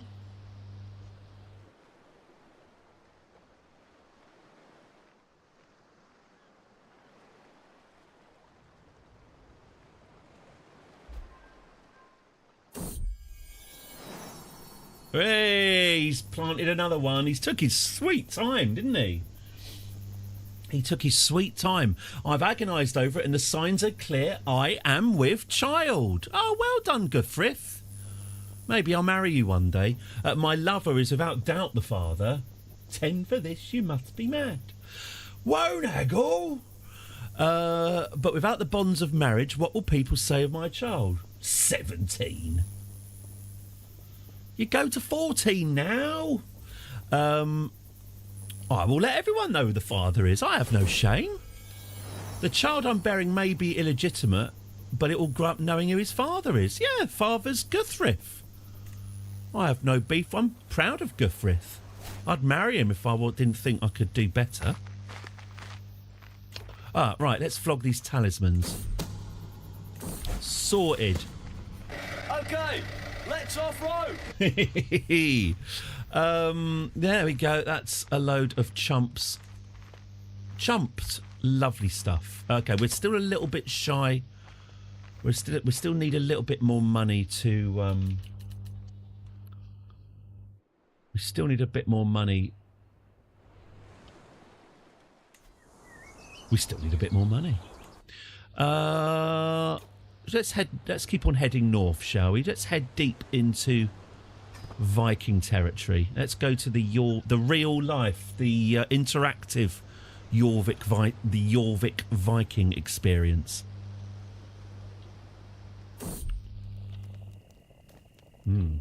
It's night when the attackers fall on our perimeter, a motley flash of glinting armour and flashing weapons lit only by distant firelight.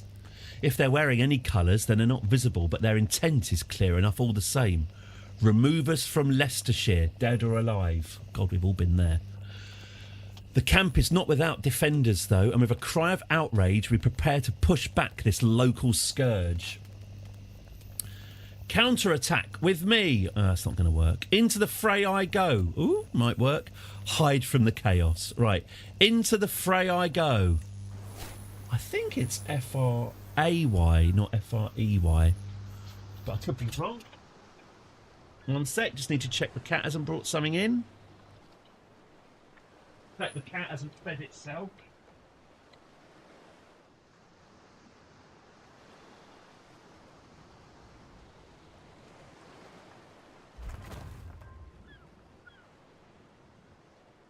It's when they run in as fast as they can go. It's sometimes a bad sign. Right. What it is, as I'm sure you know, if they bring in a mouse and I don't intercept it, what's going to happen is they'll drop the mouse will run off underneath the fridge, and then the cat will just immediately give up, and then we have mice. It would not be my first rodeo, I can tell you. So, eternal vigilance is required. Okay, oh, we arrived. I didn't pause it. Right, what's going on? Oh, a stewardship contract. My favourite. Escort emissary. I always think of Captain Cisco. Okay, what was I going to build? Was it this bartering grounds? Oh, I need another 6 gold for the bartering grounds. Have I got any? How much is this makeshift mace worth then, I wonder? Can I sell it? Can't reforge. Can I not sell it until I get an antiquarian? Yeah. Oh, I haven't got an armourer. Okay. We just need £6. Well, that's... Oh. Yeah, but if I... Oh, sod it. Travel to accept. Life is short.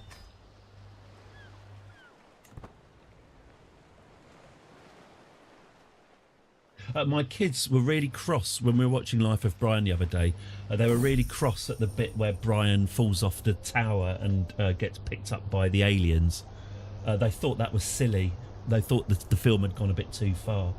My mate always had a story about watching Ghostbusters with his dad, where his dad was watching Ghostbusters with a face like thunder, and then when it finally got to the Stay Puft Marshmallow Man, his dad just went, right, it's silly now, it's silly, I'm off, and just bailed out of Ghostbusters. He was almost with it up until the Marshmallow Man, at which point, nope, too silly for my blood.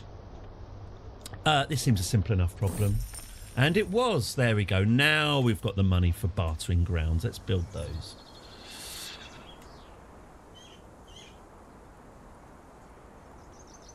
Lovely stuff. Oh, 7 months. All right, well, take your time. Escort emissary. Requiring us to travel to a distant county. Yeah, we always end up... Oh, look. A 2-star job. Our very first 2-star job. Now, this is an opportunity. Petty King Burgred, who doesn't like us. Okay. Well, how can we make this situation worse? Let's find out. Okay. A 2-star job.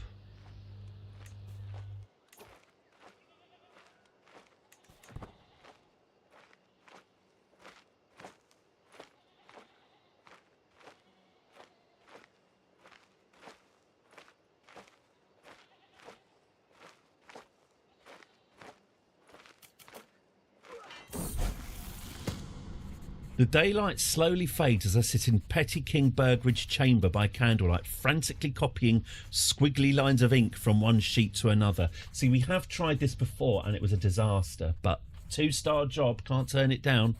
How about I embellish it? No. Just stick to the script. Yes.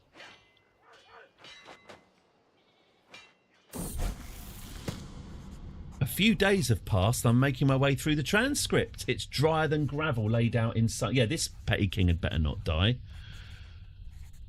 My mind starts to drift to other... So she's basically bored. My mind starts to drift to other matters, and I blink a few times to force myself back to the realm of reality.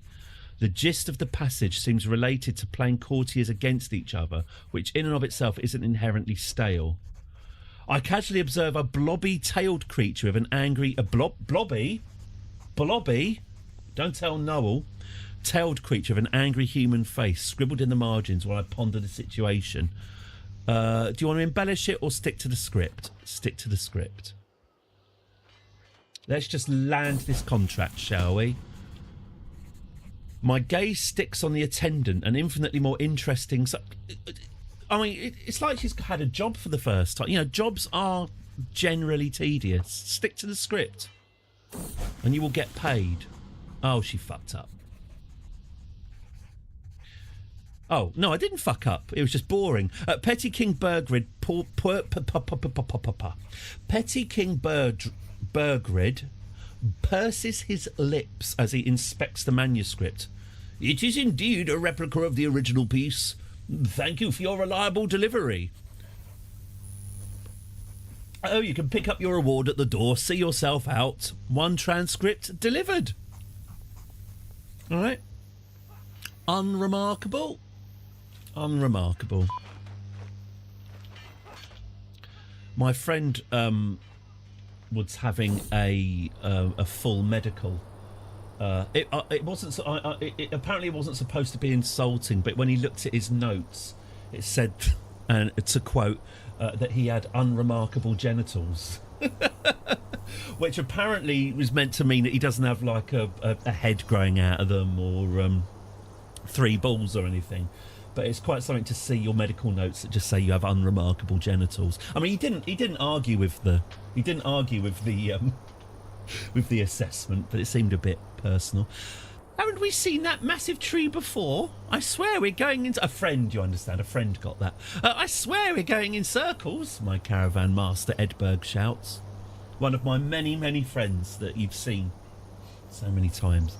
Are we even still in Coventry? Well, I hope not.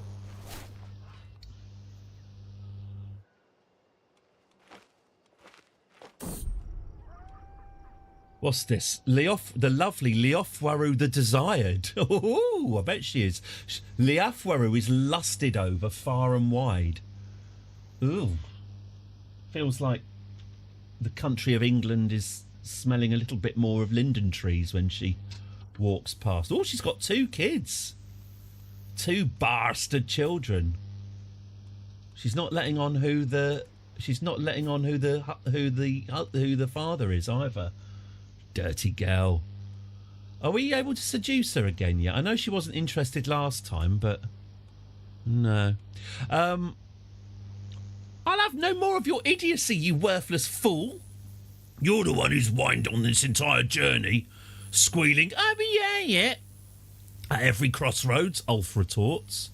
Come, Mr. Bond. Surely you can both make amends. There we go.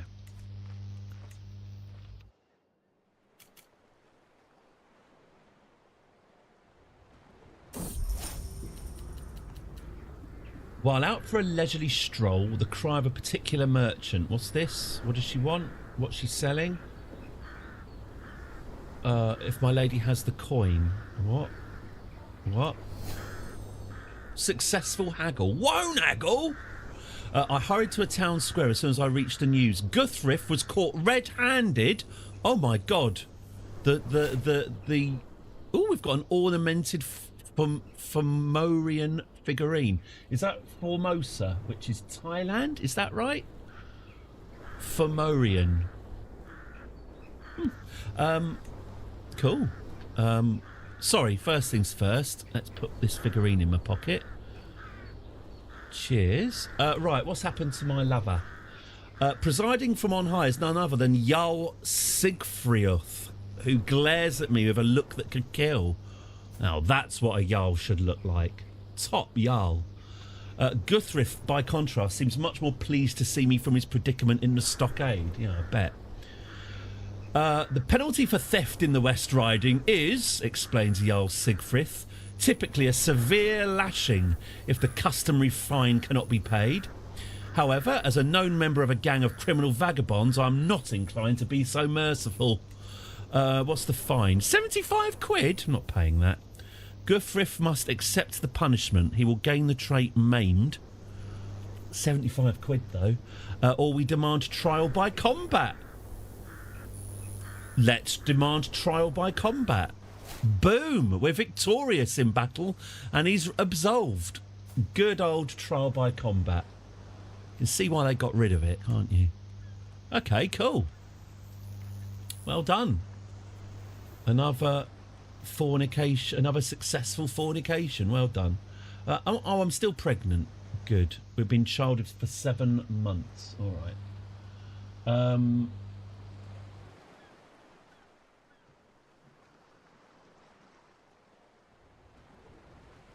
Right. Diddly dum. What's the next child going to be called if they emerge healthy? We've had Cowpuncher. Name a noble child. Name a noble child. Name a noble child. Fnop is next.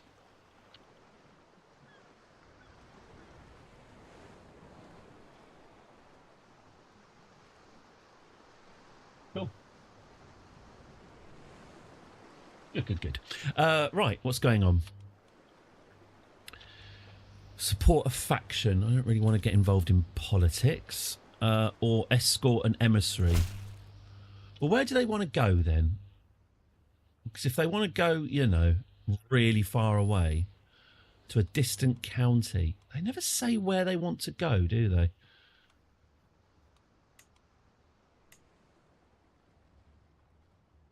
£83. I'm still not that fussed. No, I can't be bothered to escort you. Let's head up to Scotland, shall we? Where should we go? Bebbanburg, Hadrian's Wall. Oh, okay. Let's go and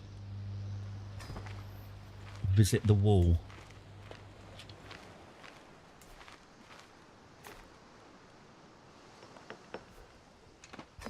King of the North. Right, off we go.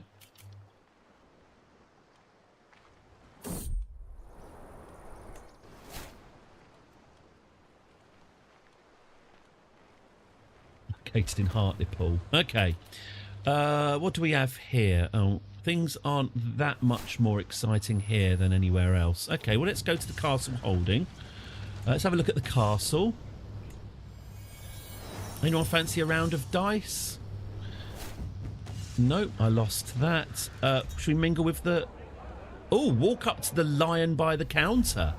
He's very leonine, isn't he? I'm intently observing the lion sitting by himself at the nearby table. The tavern owner called him Edward, didn't he? How about I buy you another mug of wine, Edward? Do you have a name? Or can I call you mine? Whoa, you like that? That pregnant, scarred, sexy pregnant lady seems like a laugh. She seems like fun. I wouldn't mind hearing a story. Cracking. Let's head back.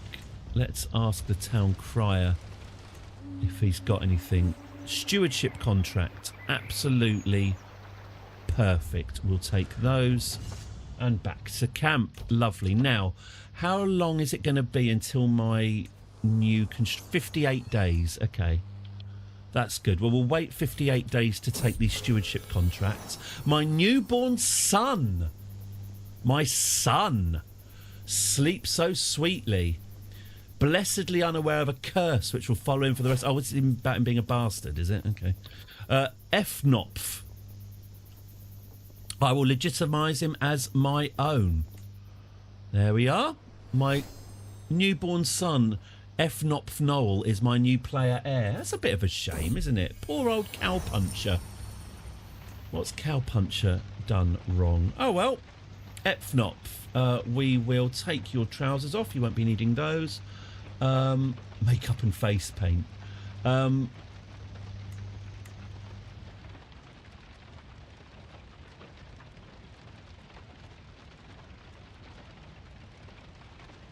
There we go, little buttons down the front. There we go, lovely. A shrill shriek snatches me from my slumber. Bert Waru cowering in front of her tent. Bunny Brown, don't go inside, there's a wolf in my bed. I peel open a tent and find a wolf. Its belly rich with child. Whose child?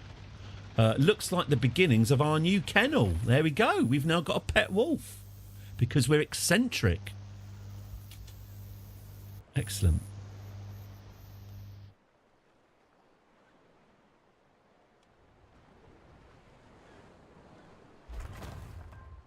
There we go. That's the bartering grounds finished.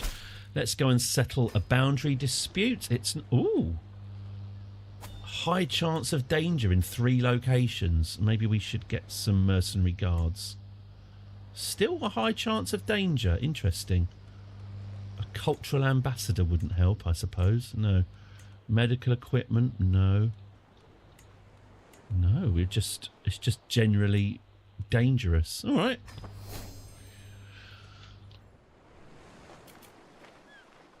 I did hire mercenaries just in case. You know, safety first. Simple enough problem, simple enough solution. It's not exciting, but it is lucrative. Okay, and then we've got another one down here. And I think I'm starting to feel the itch, to start building up an army. Starting to think, now we're getting a little bit more comfortable. We've got a couple of heirs. Could we start taking sides, maybe. Get ourselves a little bit of land. I'm just looking at this corruption here.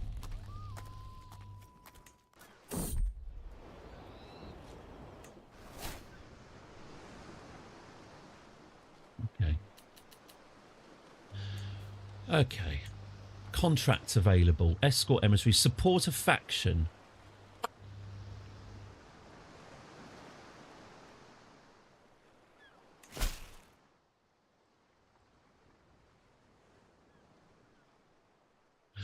Carriers of cudgels.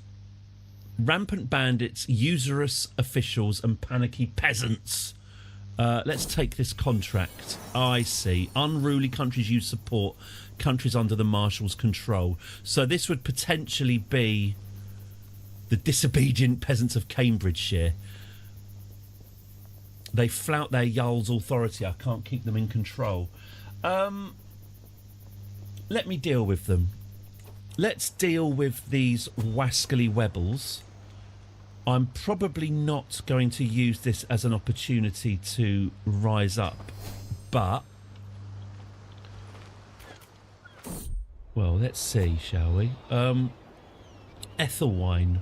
Who's Ethelwine? What? Oh, just some boy in my court. Maud, can you treat him? Thanks. Right, what's this? Journey focus or destination focus? Let's focus on the destination. There we go. Travel safety.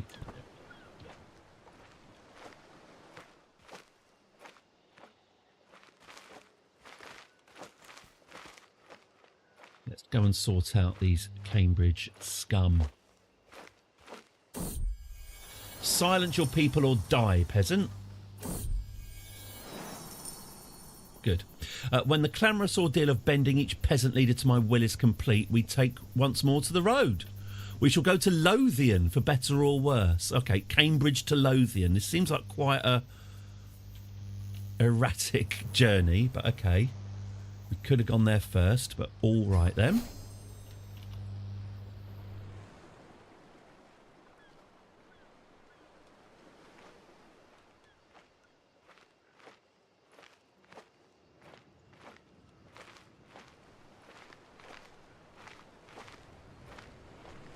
Where are we going after Lothian? Cornwall. Who's arguing? Rinderan and Edberg are arguing. Surely you two can make amends. Don't leave me, Edberg. Edberg didn't leave me. Excellent. Who's ill now? Cop Siege. The OG Cop Siege is ill. Our mounts cannot carry on like this for much longer. The poor animals need a break or I fear they'll collapse.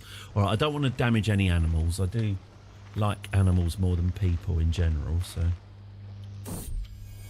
Silence your people or die. There we go. Oh, is he...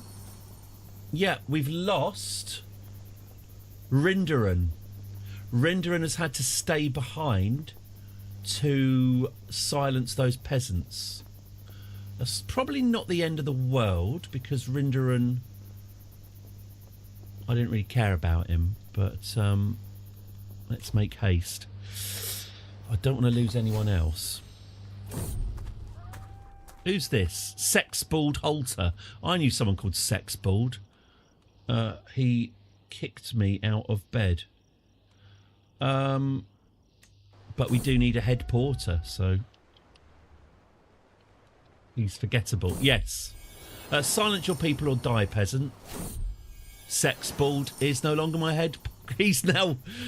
we've just picked up Sexbald and now he is running those peasants. That's fine. We can burn through people. Let's make haste. Let's start travelling. If we pick up someone at silence your people or die, peasant.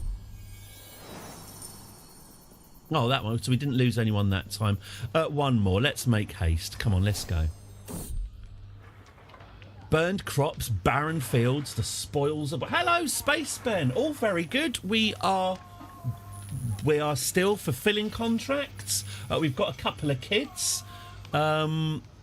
Old what's his face has been filling our belly with kiddies. Here we go. Guthriff the fornicator. We tried to seduce a king, but he died. Basically, yeah, we've been trying to shag our way to power. Not going great, but we are currently wandering around Scotland beating up peasants for cash. The only possible path passes by an army camp. I look behind us. There's no other way. An army commander stands at the entrance of the camp. "Allies to the enemy, huh?" he asks, scratching his nose. "Care to spare a prisoner?" He's clearly pointing at Cuthred. Not Cuthred, my smallpox knight. Look at our banners. We're not the enemy. I'm not your enemy. He refuses to listen. And we've lost Cuthred. Oh no. Not Cuthred. Not handsome Cuthred. Oh. Oh well, bye. Can we not get him out then? Pay ransom. How much to get Cuthred back? 10 quid.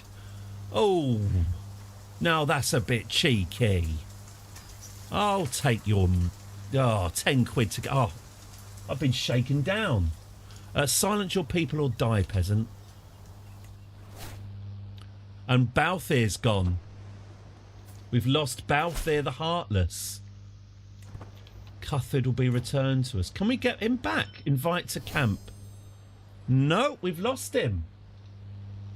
He's stayed behind and become a vassal of the Vikings. Well, thanks for murdering my lover, Balthier. I'm glad that you've been so bloody loyal. Well, right, bye. That's bad, isn't it? And I can't invite him back. You can only invite your player heir, soulmate, best friend or spouse. He will not accept. He likes his new lord too much. All right, well, see ya. That wasn't a great... We've lost quite a number of our camp doing that. Wasn't amazing.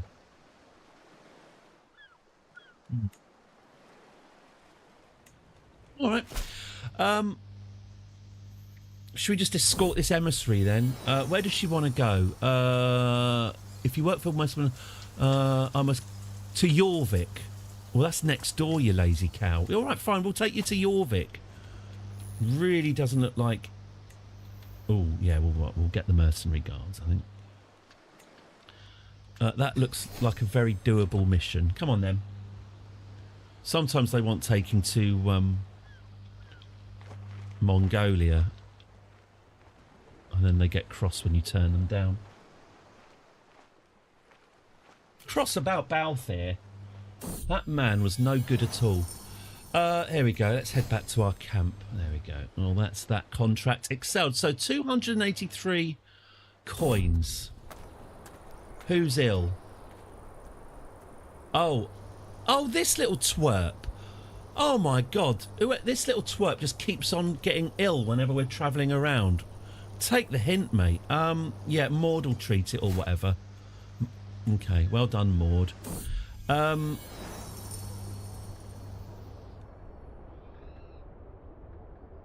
The food at Earl Duff of Dunham's residence is excellent. I'm so glad you could answer my summons. I'd like to see if there's anything we can do to help each other. Gold never goes amiss. Yeah, I guess so. Gold is good. Okay. Now, we've got 298 quid. How much would it cost us?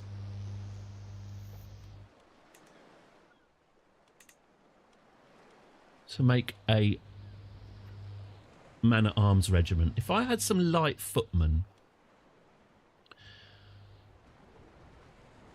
If I got the cheapest men-at-arms, I create... Okay, that's interesting. So that's not actually ruining my income. So if I refill the men-at-arms with provisions...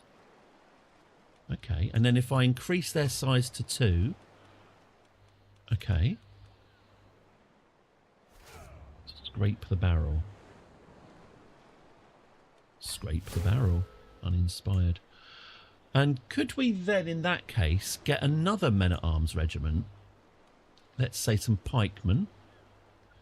Hills, desert, mountains and mountains. Or Bowman, maybe?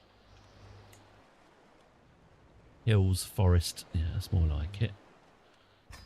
And if we create that. Interesting.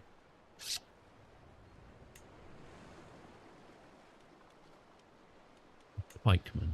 We create those. Interesting. Okay. Let's start the process of starting to build a small army. Let's get ourselves... We've done our chores. We've done our time.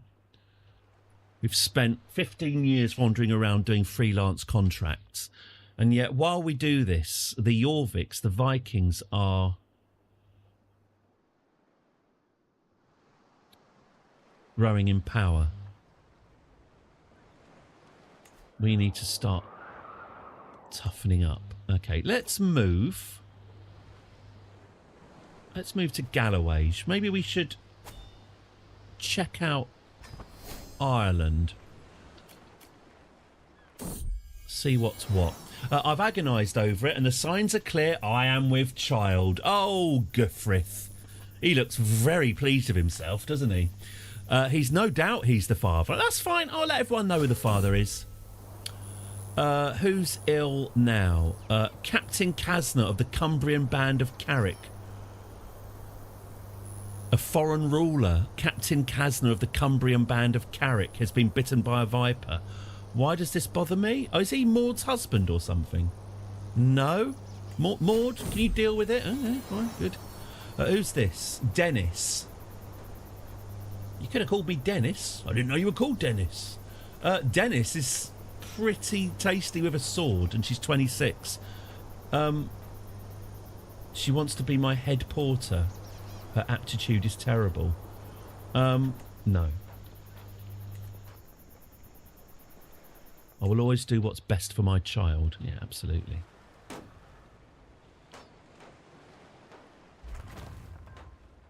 Okay, what have we got here? We've got an instructor of knights. We've got hired muscle. No, pardon. Mug wealthy citizenry. Now that is always very lucrative, and we're quite good at it. Let's do some mugging then. Old Muggins here. Let's go and crack some innocent skulls. I can demand payment. I will demand that payment then.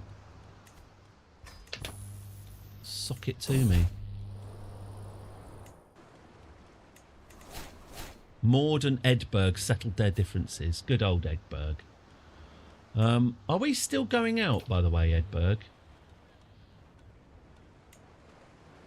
Yes, she's already seduced. I'm still seduced from before.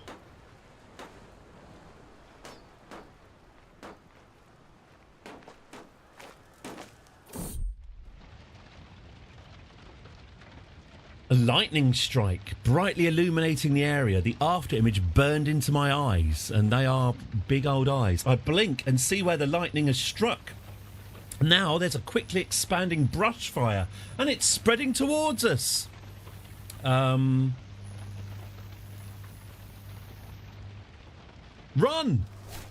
The fire catches us running away. Poor old Copsiege has been engulfed by fire. Blimey. Oh, OG Copsiege.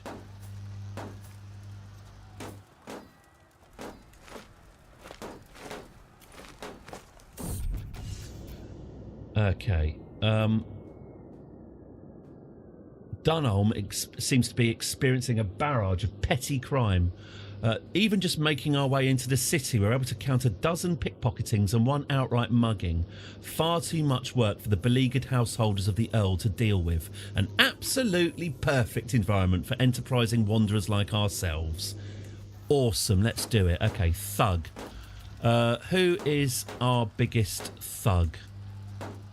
Eldgith, apparently. You wouldn't think it to look at her, but she's always loved to kill. She really enjoys it. Leofru the Desired, she certainly is.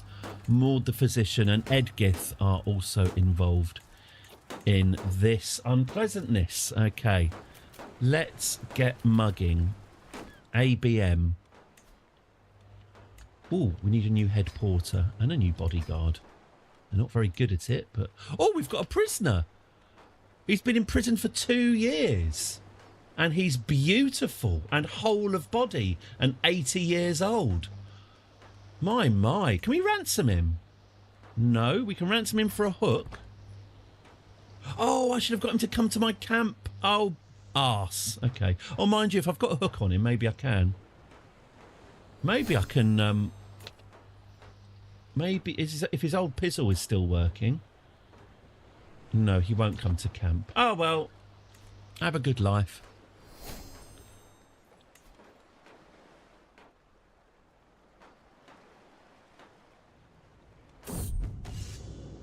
Knives out. Yes, knives out. Let's just stab our way to wealth. Good. That's 50 quid. He's not too happy with us. Look, he's got that's a crossface, but 50 quid's 50 quid.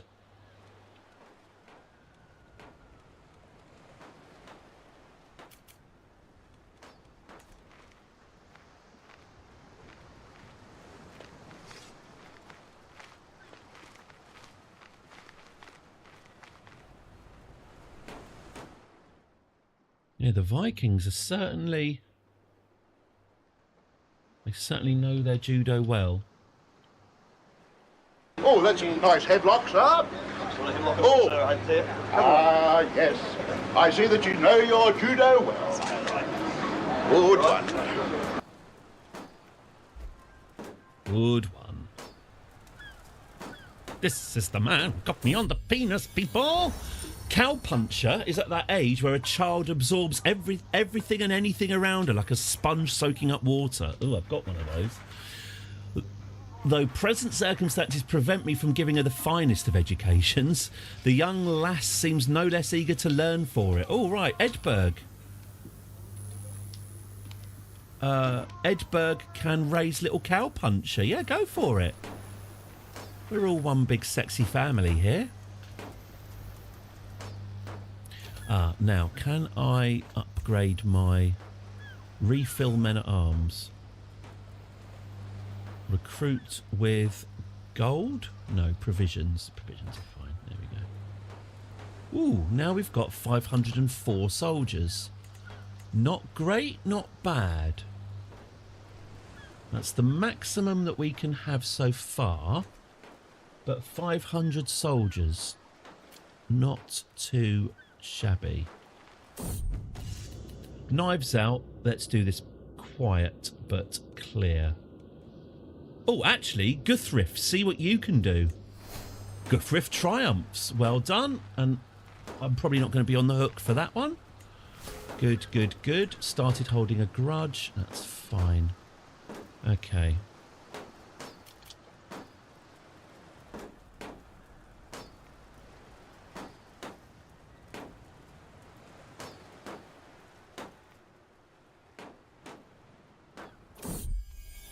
My newborn son sleeps so sweetly, blessedly unaware of the curse. Well, it's not going to be a curse, because I'm going to own up to my sexy fanny. Do we not? Oh, we don't. We're out of names. We are out of names. A son, you say?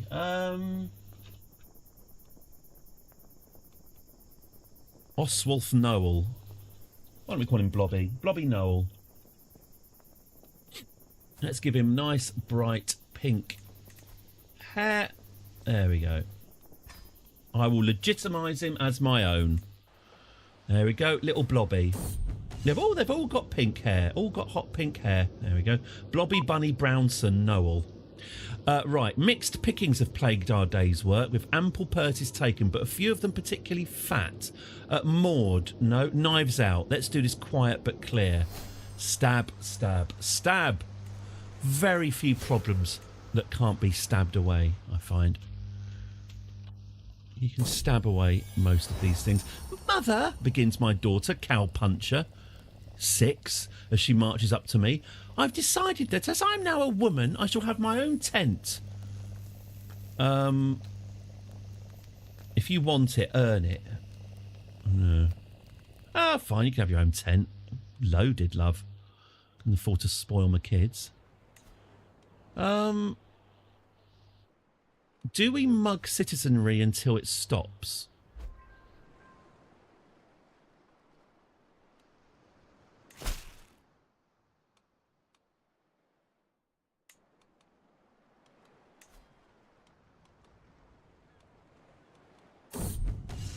Maud, show him to... No, Knives Out.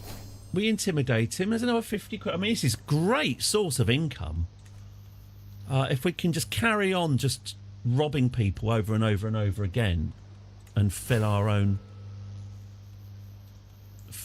coffers, that is fine by me. Upgrade your camp to raise the limit. Oh, good idea. Let's upgrade my camp to raise the limit. Where do I get my ideas from? Okay. No. Maximum size, baggage train, supply capacity. Yeah, we need all these supplies, don't we? Making a lot of money from crime. It really does pay, apparently. Merry Christmas. Tinsel, tinsel, lad. Oh, we've got a hot pope, Space Ben. There we go. If you're there, Space Ben. I thought he looked like a Star Wars 1977 era George Lucas with the hippies at ILM haven't done any work, and I've only just found out. Look, he just looks so fucking vulnerable.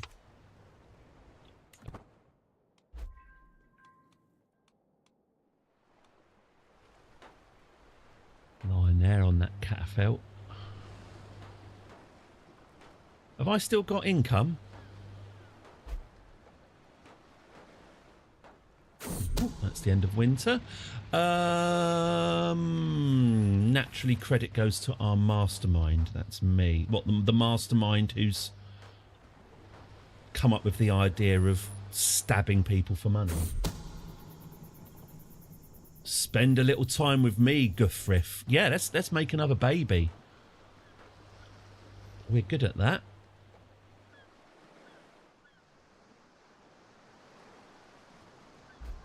Is this the end of... Are we not getting any more... Mother! Cries my... Mother, Austin! That's my mother! Look what I found, it's a puppy! A girl and her dog. Cowpuncher has a pet dog. Good. Right, let's just finish this. I don't think this crime's paying anymore. Let's cover every angle. There we go. Thanks to Earl Elduff's utter inability to enforce order on the streets of his own capital, Bunny's balladeers are able to shake down more of the collective citizenry for everything they've got. Not an honourable way to earn a living, perhaps, but profitable extremely. Well done, everyone. Well done. Mission complete. Good. Who's ill now? Edgith. Maud is a skilled healer. Maud can deal with it. Good old Maud. Okay. Fight corruption. Now, this is where we have to start giving away members of Oh dear. We walk the woodland path at a good pace, enjoying the peaceful ambiance. From the corner of my eye, I'm sure I glimpsed the sharpened tusks of... A loud squeal confirms it. A boar! The dark beast charges onto the track, its great trotters kicking up tree roots. Flanked by poplar trees, it completely blocks our way forward to Kilka Bright. Eldwulf whispers, "Look at those tusks!" Right. Step aside, I'll handle... Yes. Right.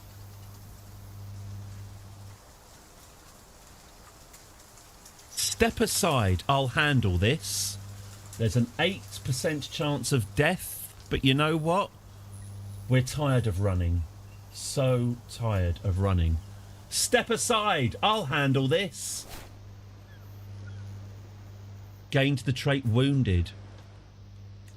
Oh, lost the trait wounded. Ah, well. Got some prestige out of that anyway. Lovely. Unlock a new perk for the wandering lifestyle. Legend. Oh, provisions capacity. That's sufficiently dull. Okay. What's this? Improve ruler reputation. Hired muscle.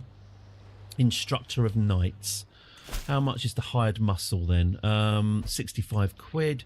And this one is 65 quid. Oh, I guess this one's closer. Off we go.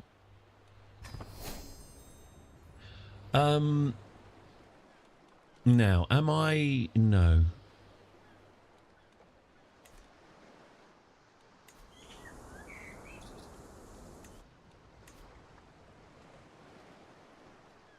Oh, I thought I was going to get bigger men-at-arms regiments. Oh, well, never mind. Let's see these men then. Edwulf. Right, let's train Edwulf. To know what I'm dealing with, I invite Edwulf to spar with Edberg. But my girlfriend, the Craven, I bet she loved that. They take their stances, awaiting an opening. No, pardon. Edwulf strikes first, a barrage against Edberg with his sword. Edberg looks helpless, clearly outmatched by the foe. I stop the bout before it gets bloody. Thank you for your efforts, Edwulf. I've seen enough to know how to proceed with your teachings. Edwulf should just follow my moves. Yep, he learnt a lot from me. Right, Osrid. Osrid should follow my moves. Osrid can't keep up. Godi. Godi should follow my moves. He learnt a lot from me. Well, there we go. That's that contract completed. Another 65 quid in the pocket.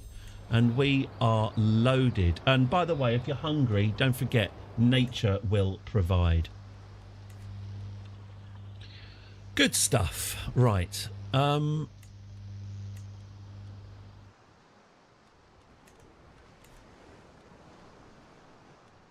we build a new...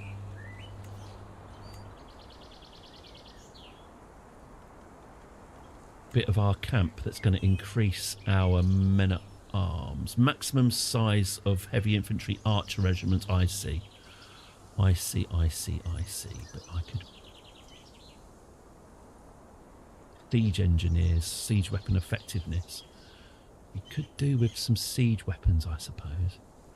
Ransom cages unlocks the abduct scheme.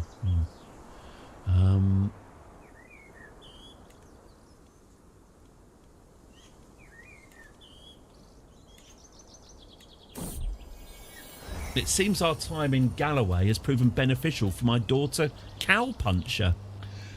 Something about the local culture of Galloway simply fascinates her. She's managed to pick up some passable Brythonic. Ooh! An achievement that the lass is trumpeting to the high heavens by speaking it around camp constantly. Smug behaviour. No one likes smug children, do they? Smug behaviour, to be sure, but perhaps of a good cause. Clever girl. Maybe she... Get that foreign muck out of your mouth. All right, Nigel. That's clever girl. I don't want to be spending any time on it. Maximum men-at-arms regiments +1. Right, there we go. Let's get that built. All right, what's next? Improve ruler reputation in Ireland or hired muscle? I've got a muscle for you. Okay, let's go and accept this contract.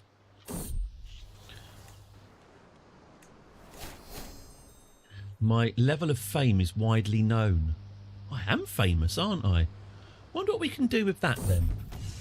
Let's get on with our task. What's this? Oh, we're hired muscle, aren't we? Right, well, we need a thug. Maud, you're up. Dr. Maud is always up for crushing some skulls. Guthrif the Lookout, Leofwaru and Edgith. There we go. Not our strongest team. We're missing bloody what's-his-face, aren't we? I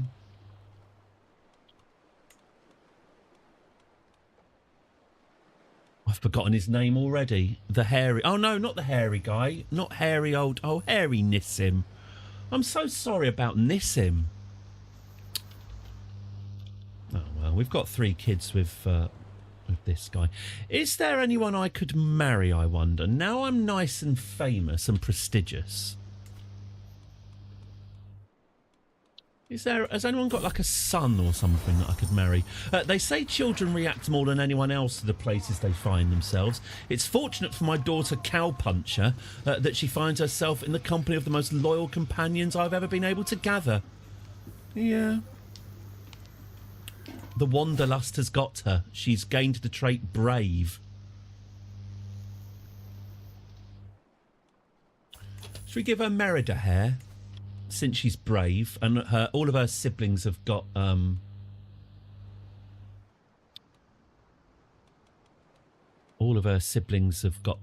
purple hair. Is that Merida hair? Maiden's curls. Yeah, that'll do, won't it? That'll do. There we go.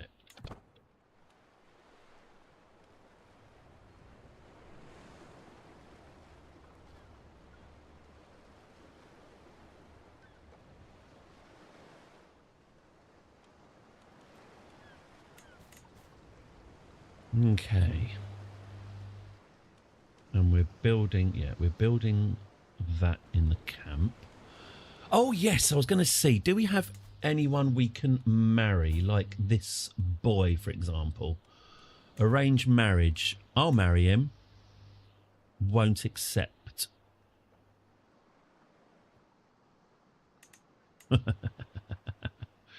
He doesn't like me at all. Age considerations. All right, mate. I mean, I was going to wait a bit before sticking him in. Yeah, he's not keen on me, is he? Do we have any kings who like us at the moment? Are we popular with anyone?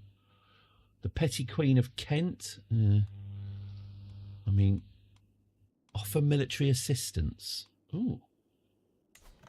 What's going on here then? Oh, she's not doing very well, is she? But neither's he. That could be interesting. That could be interesting.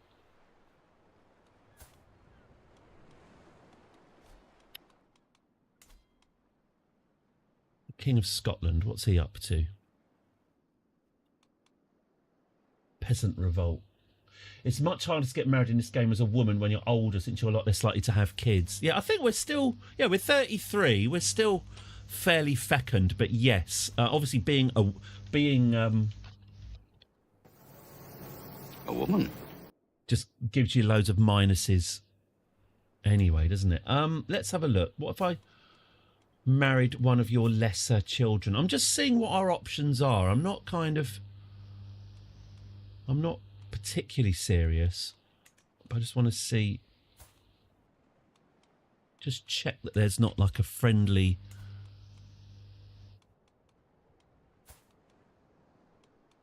No. If I click on marriage for myself, does it find spouse? I mean, I could marry the father of my 3 children. Seems to be my only realistic option. Do I have a lot of beautiful camp followers? Okay. Well, I'm not going to marry the father of my children. What's the point of that? They're loved. The children are loved. That's enough. That's all you need.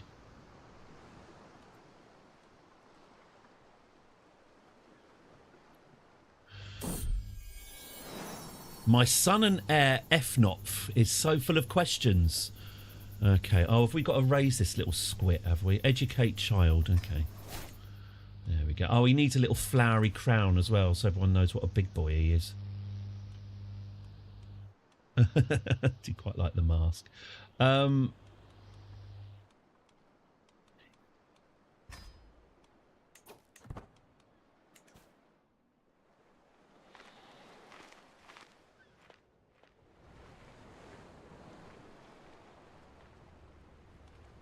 Being a sinner probably doesn't help either.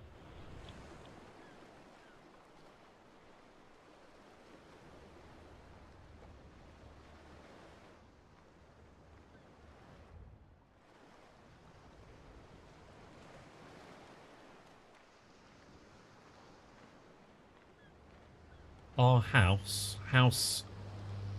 Noel, has no splendour. Base origins. Ah, good. The roaring campfire has finished constructing. Good. And that means... Does that mean I get increased... No, I don't get... I thought I could get another men-at-arms regiment out of it. Clearly not. Okay. All right, I'll build a bit more camp then.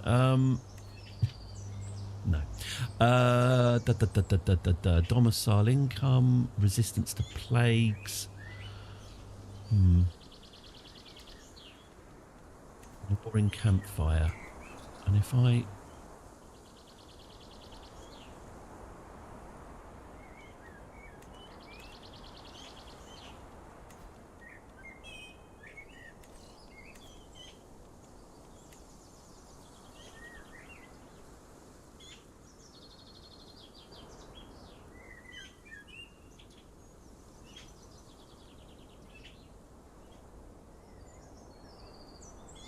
build some sex tents. I am tempted to build some sex tents. Supply capacity plus 50% though. Oh, what's more important? Food or being brought off?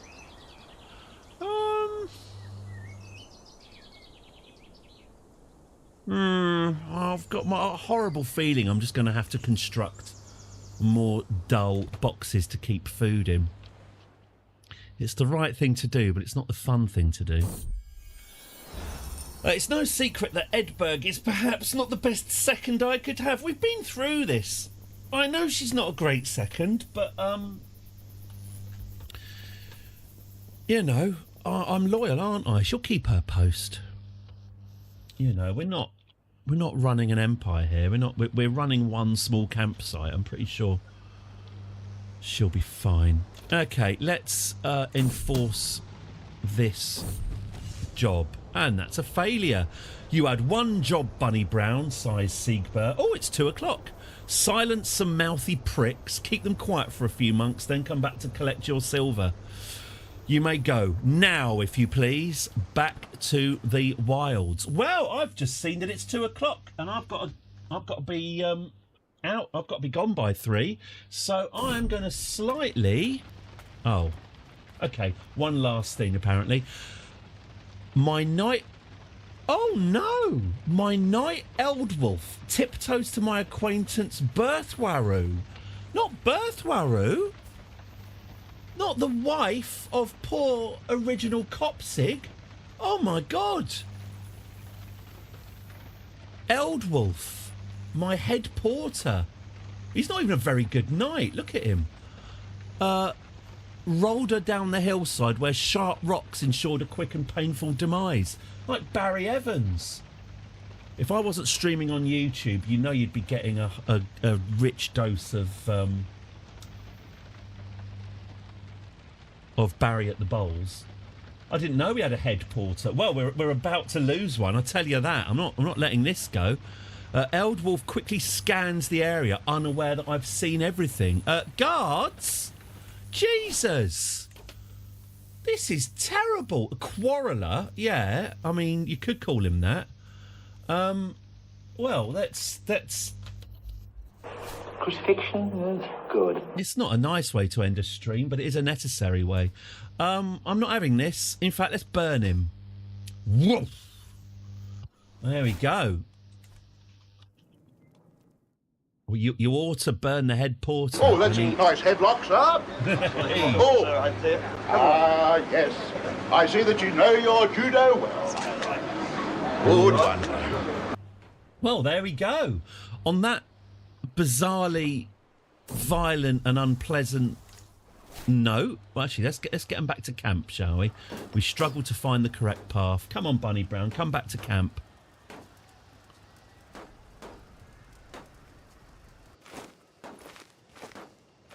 And relax. There we go. And that was day 2. We don't have any land yet, but we do have a small army of 500 people. We do have contacts. We weirdly got quite a lot of money. So I think tomorrow we should start sniffing around. We've got a lot of very tiny little kingdoms here.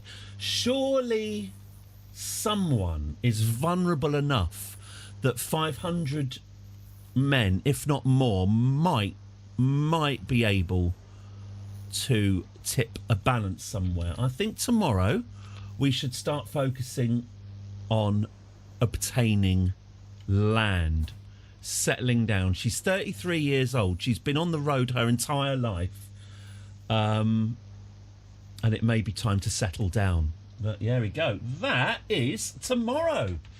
I'll be back on Twitch primarily, but also on YouTube. Hello, people on YouTube. Hello. I'll be back tomorrow, 10 o'clock UK time, for more Crusader Kings 3. I hope you all have a very, very nice afternoon. It's sunny there. I'm going to go to that pub with the sniffing guy, so I'll let you know how that goes. Hang on, I can do this. I'm not. Oh yeah. Oh, here we go. Oh, a nice headlock, sir. Oh, that's not bad. Okay. So I think I can now effortlessly move on to this. Oh, it's reset to. Hang on. It's reset to 2 o'clock again. Hang on. If I don't sort this out now. It won't be sorted out. Hang on, bear with me. There we go. Right, let's try this. Oh, that's all right. Oh, we might be a minute slow. Anyway, right, end of stream. Thank you so much for today. Make sure you have a fantastic afternoon, and we look forward to seeing you again tomorrow at Eddie's Purple Arcade at 10 a.m. UK. All that's left for us is to wish all of you a very happy afternoon, and God bless. Goodbye. Hang on.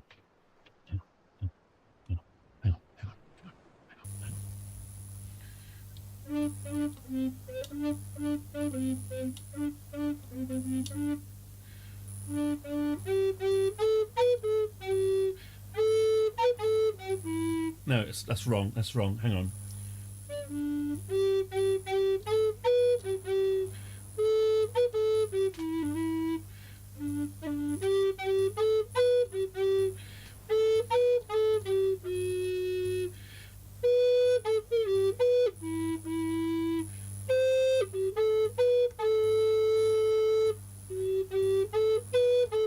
A fireball.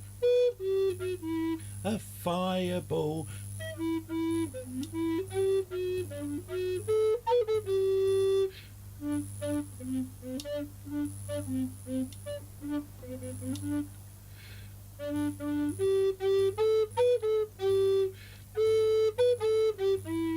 No, that's not right, is it?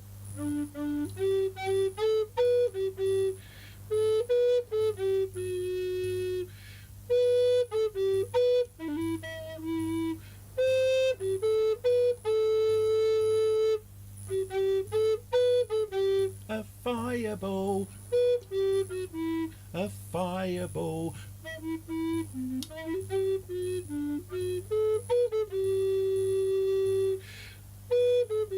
A fireball. A fireball.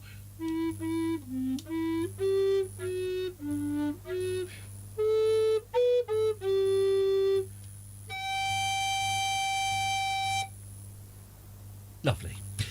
Thank you very much, and see you tomorrow. Goodbye. God bless. Cheers.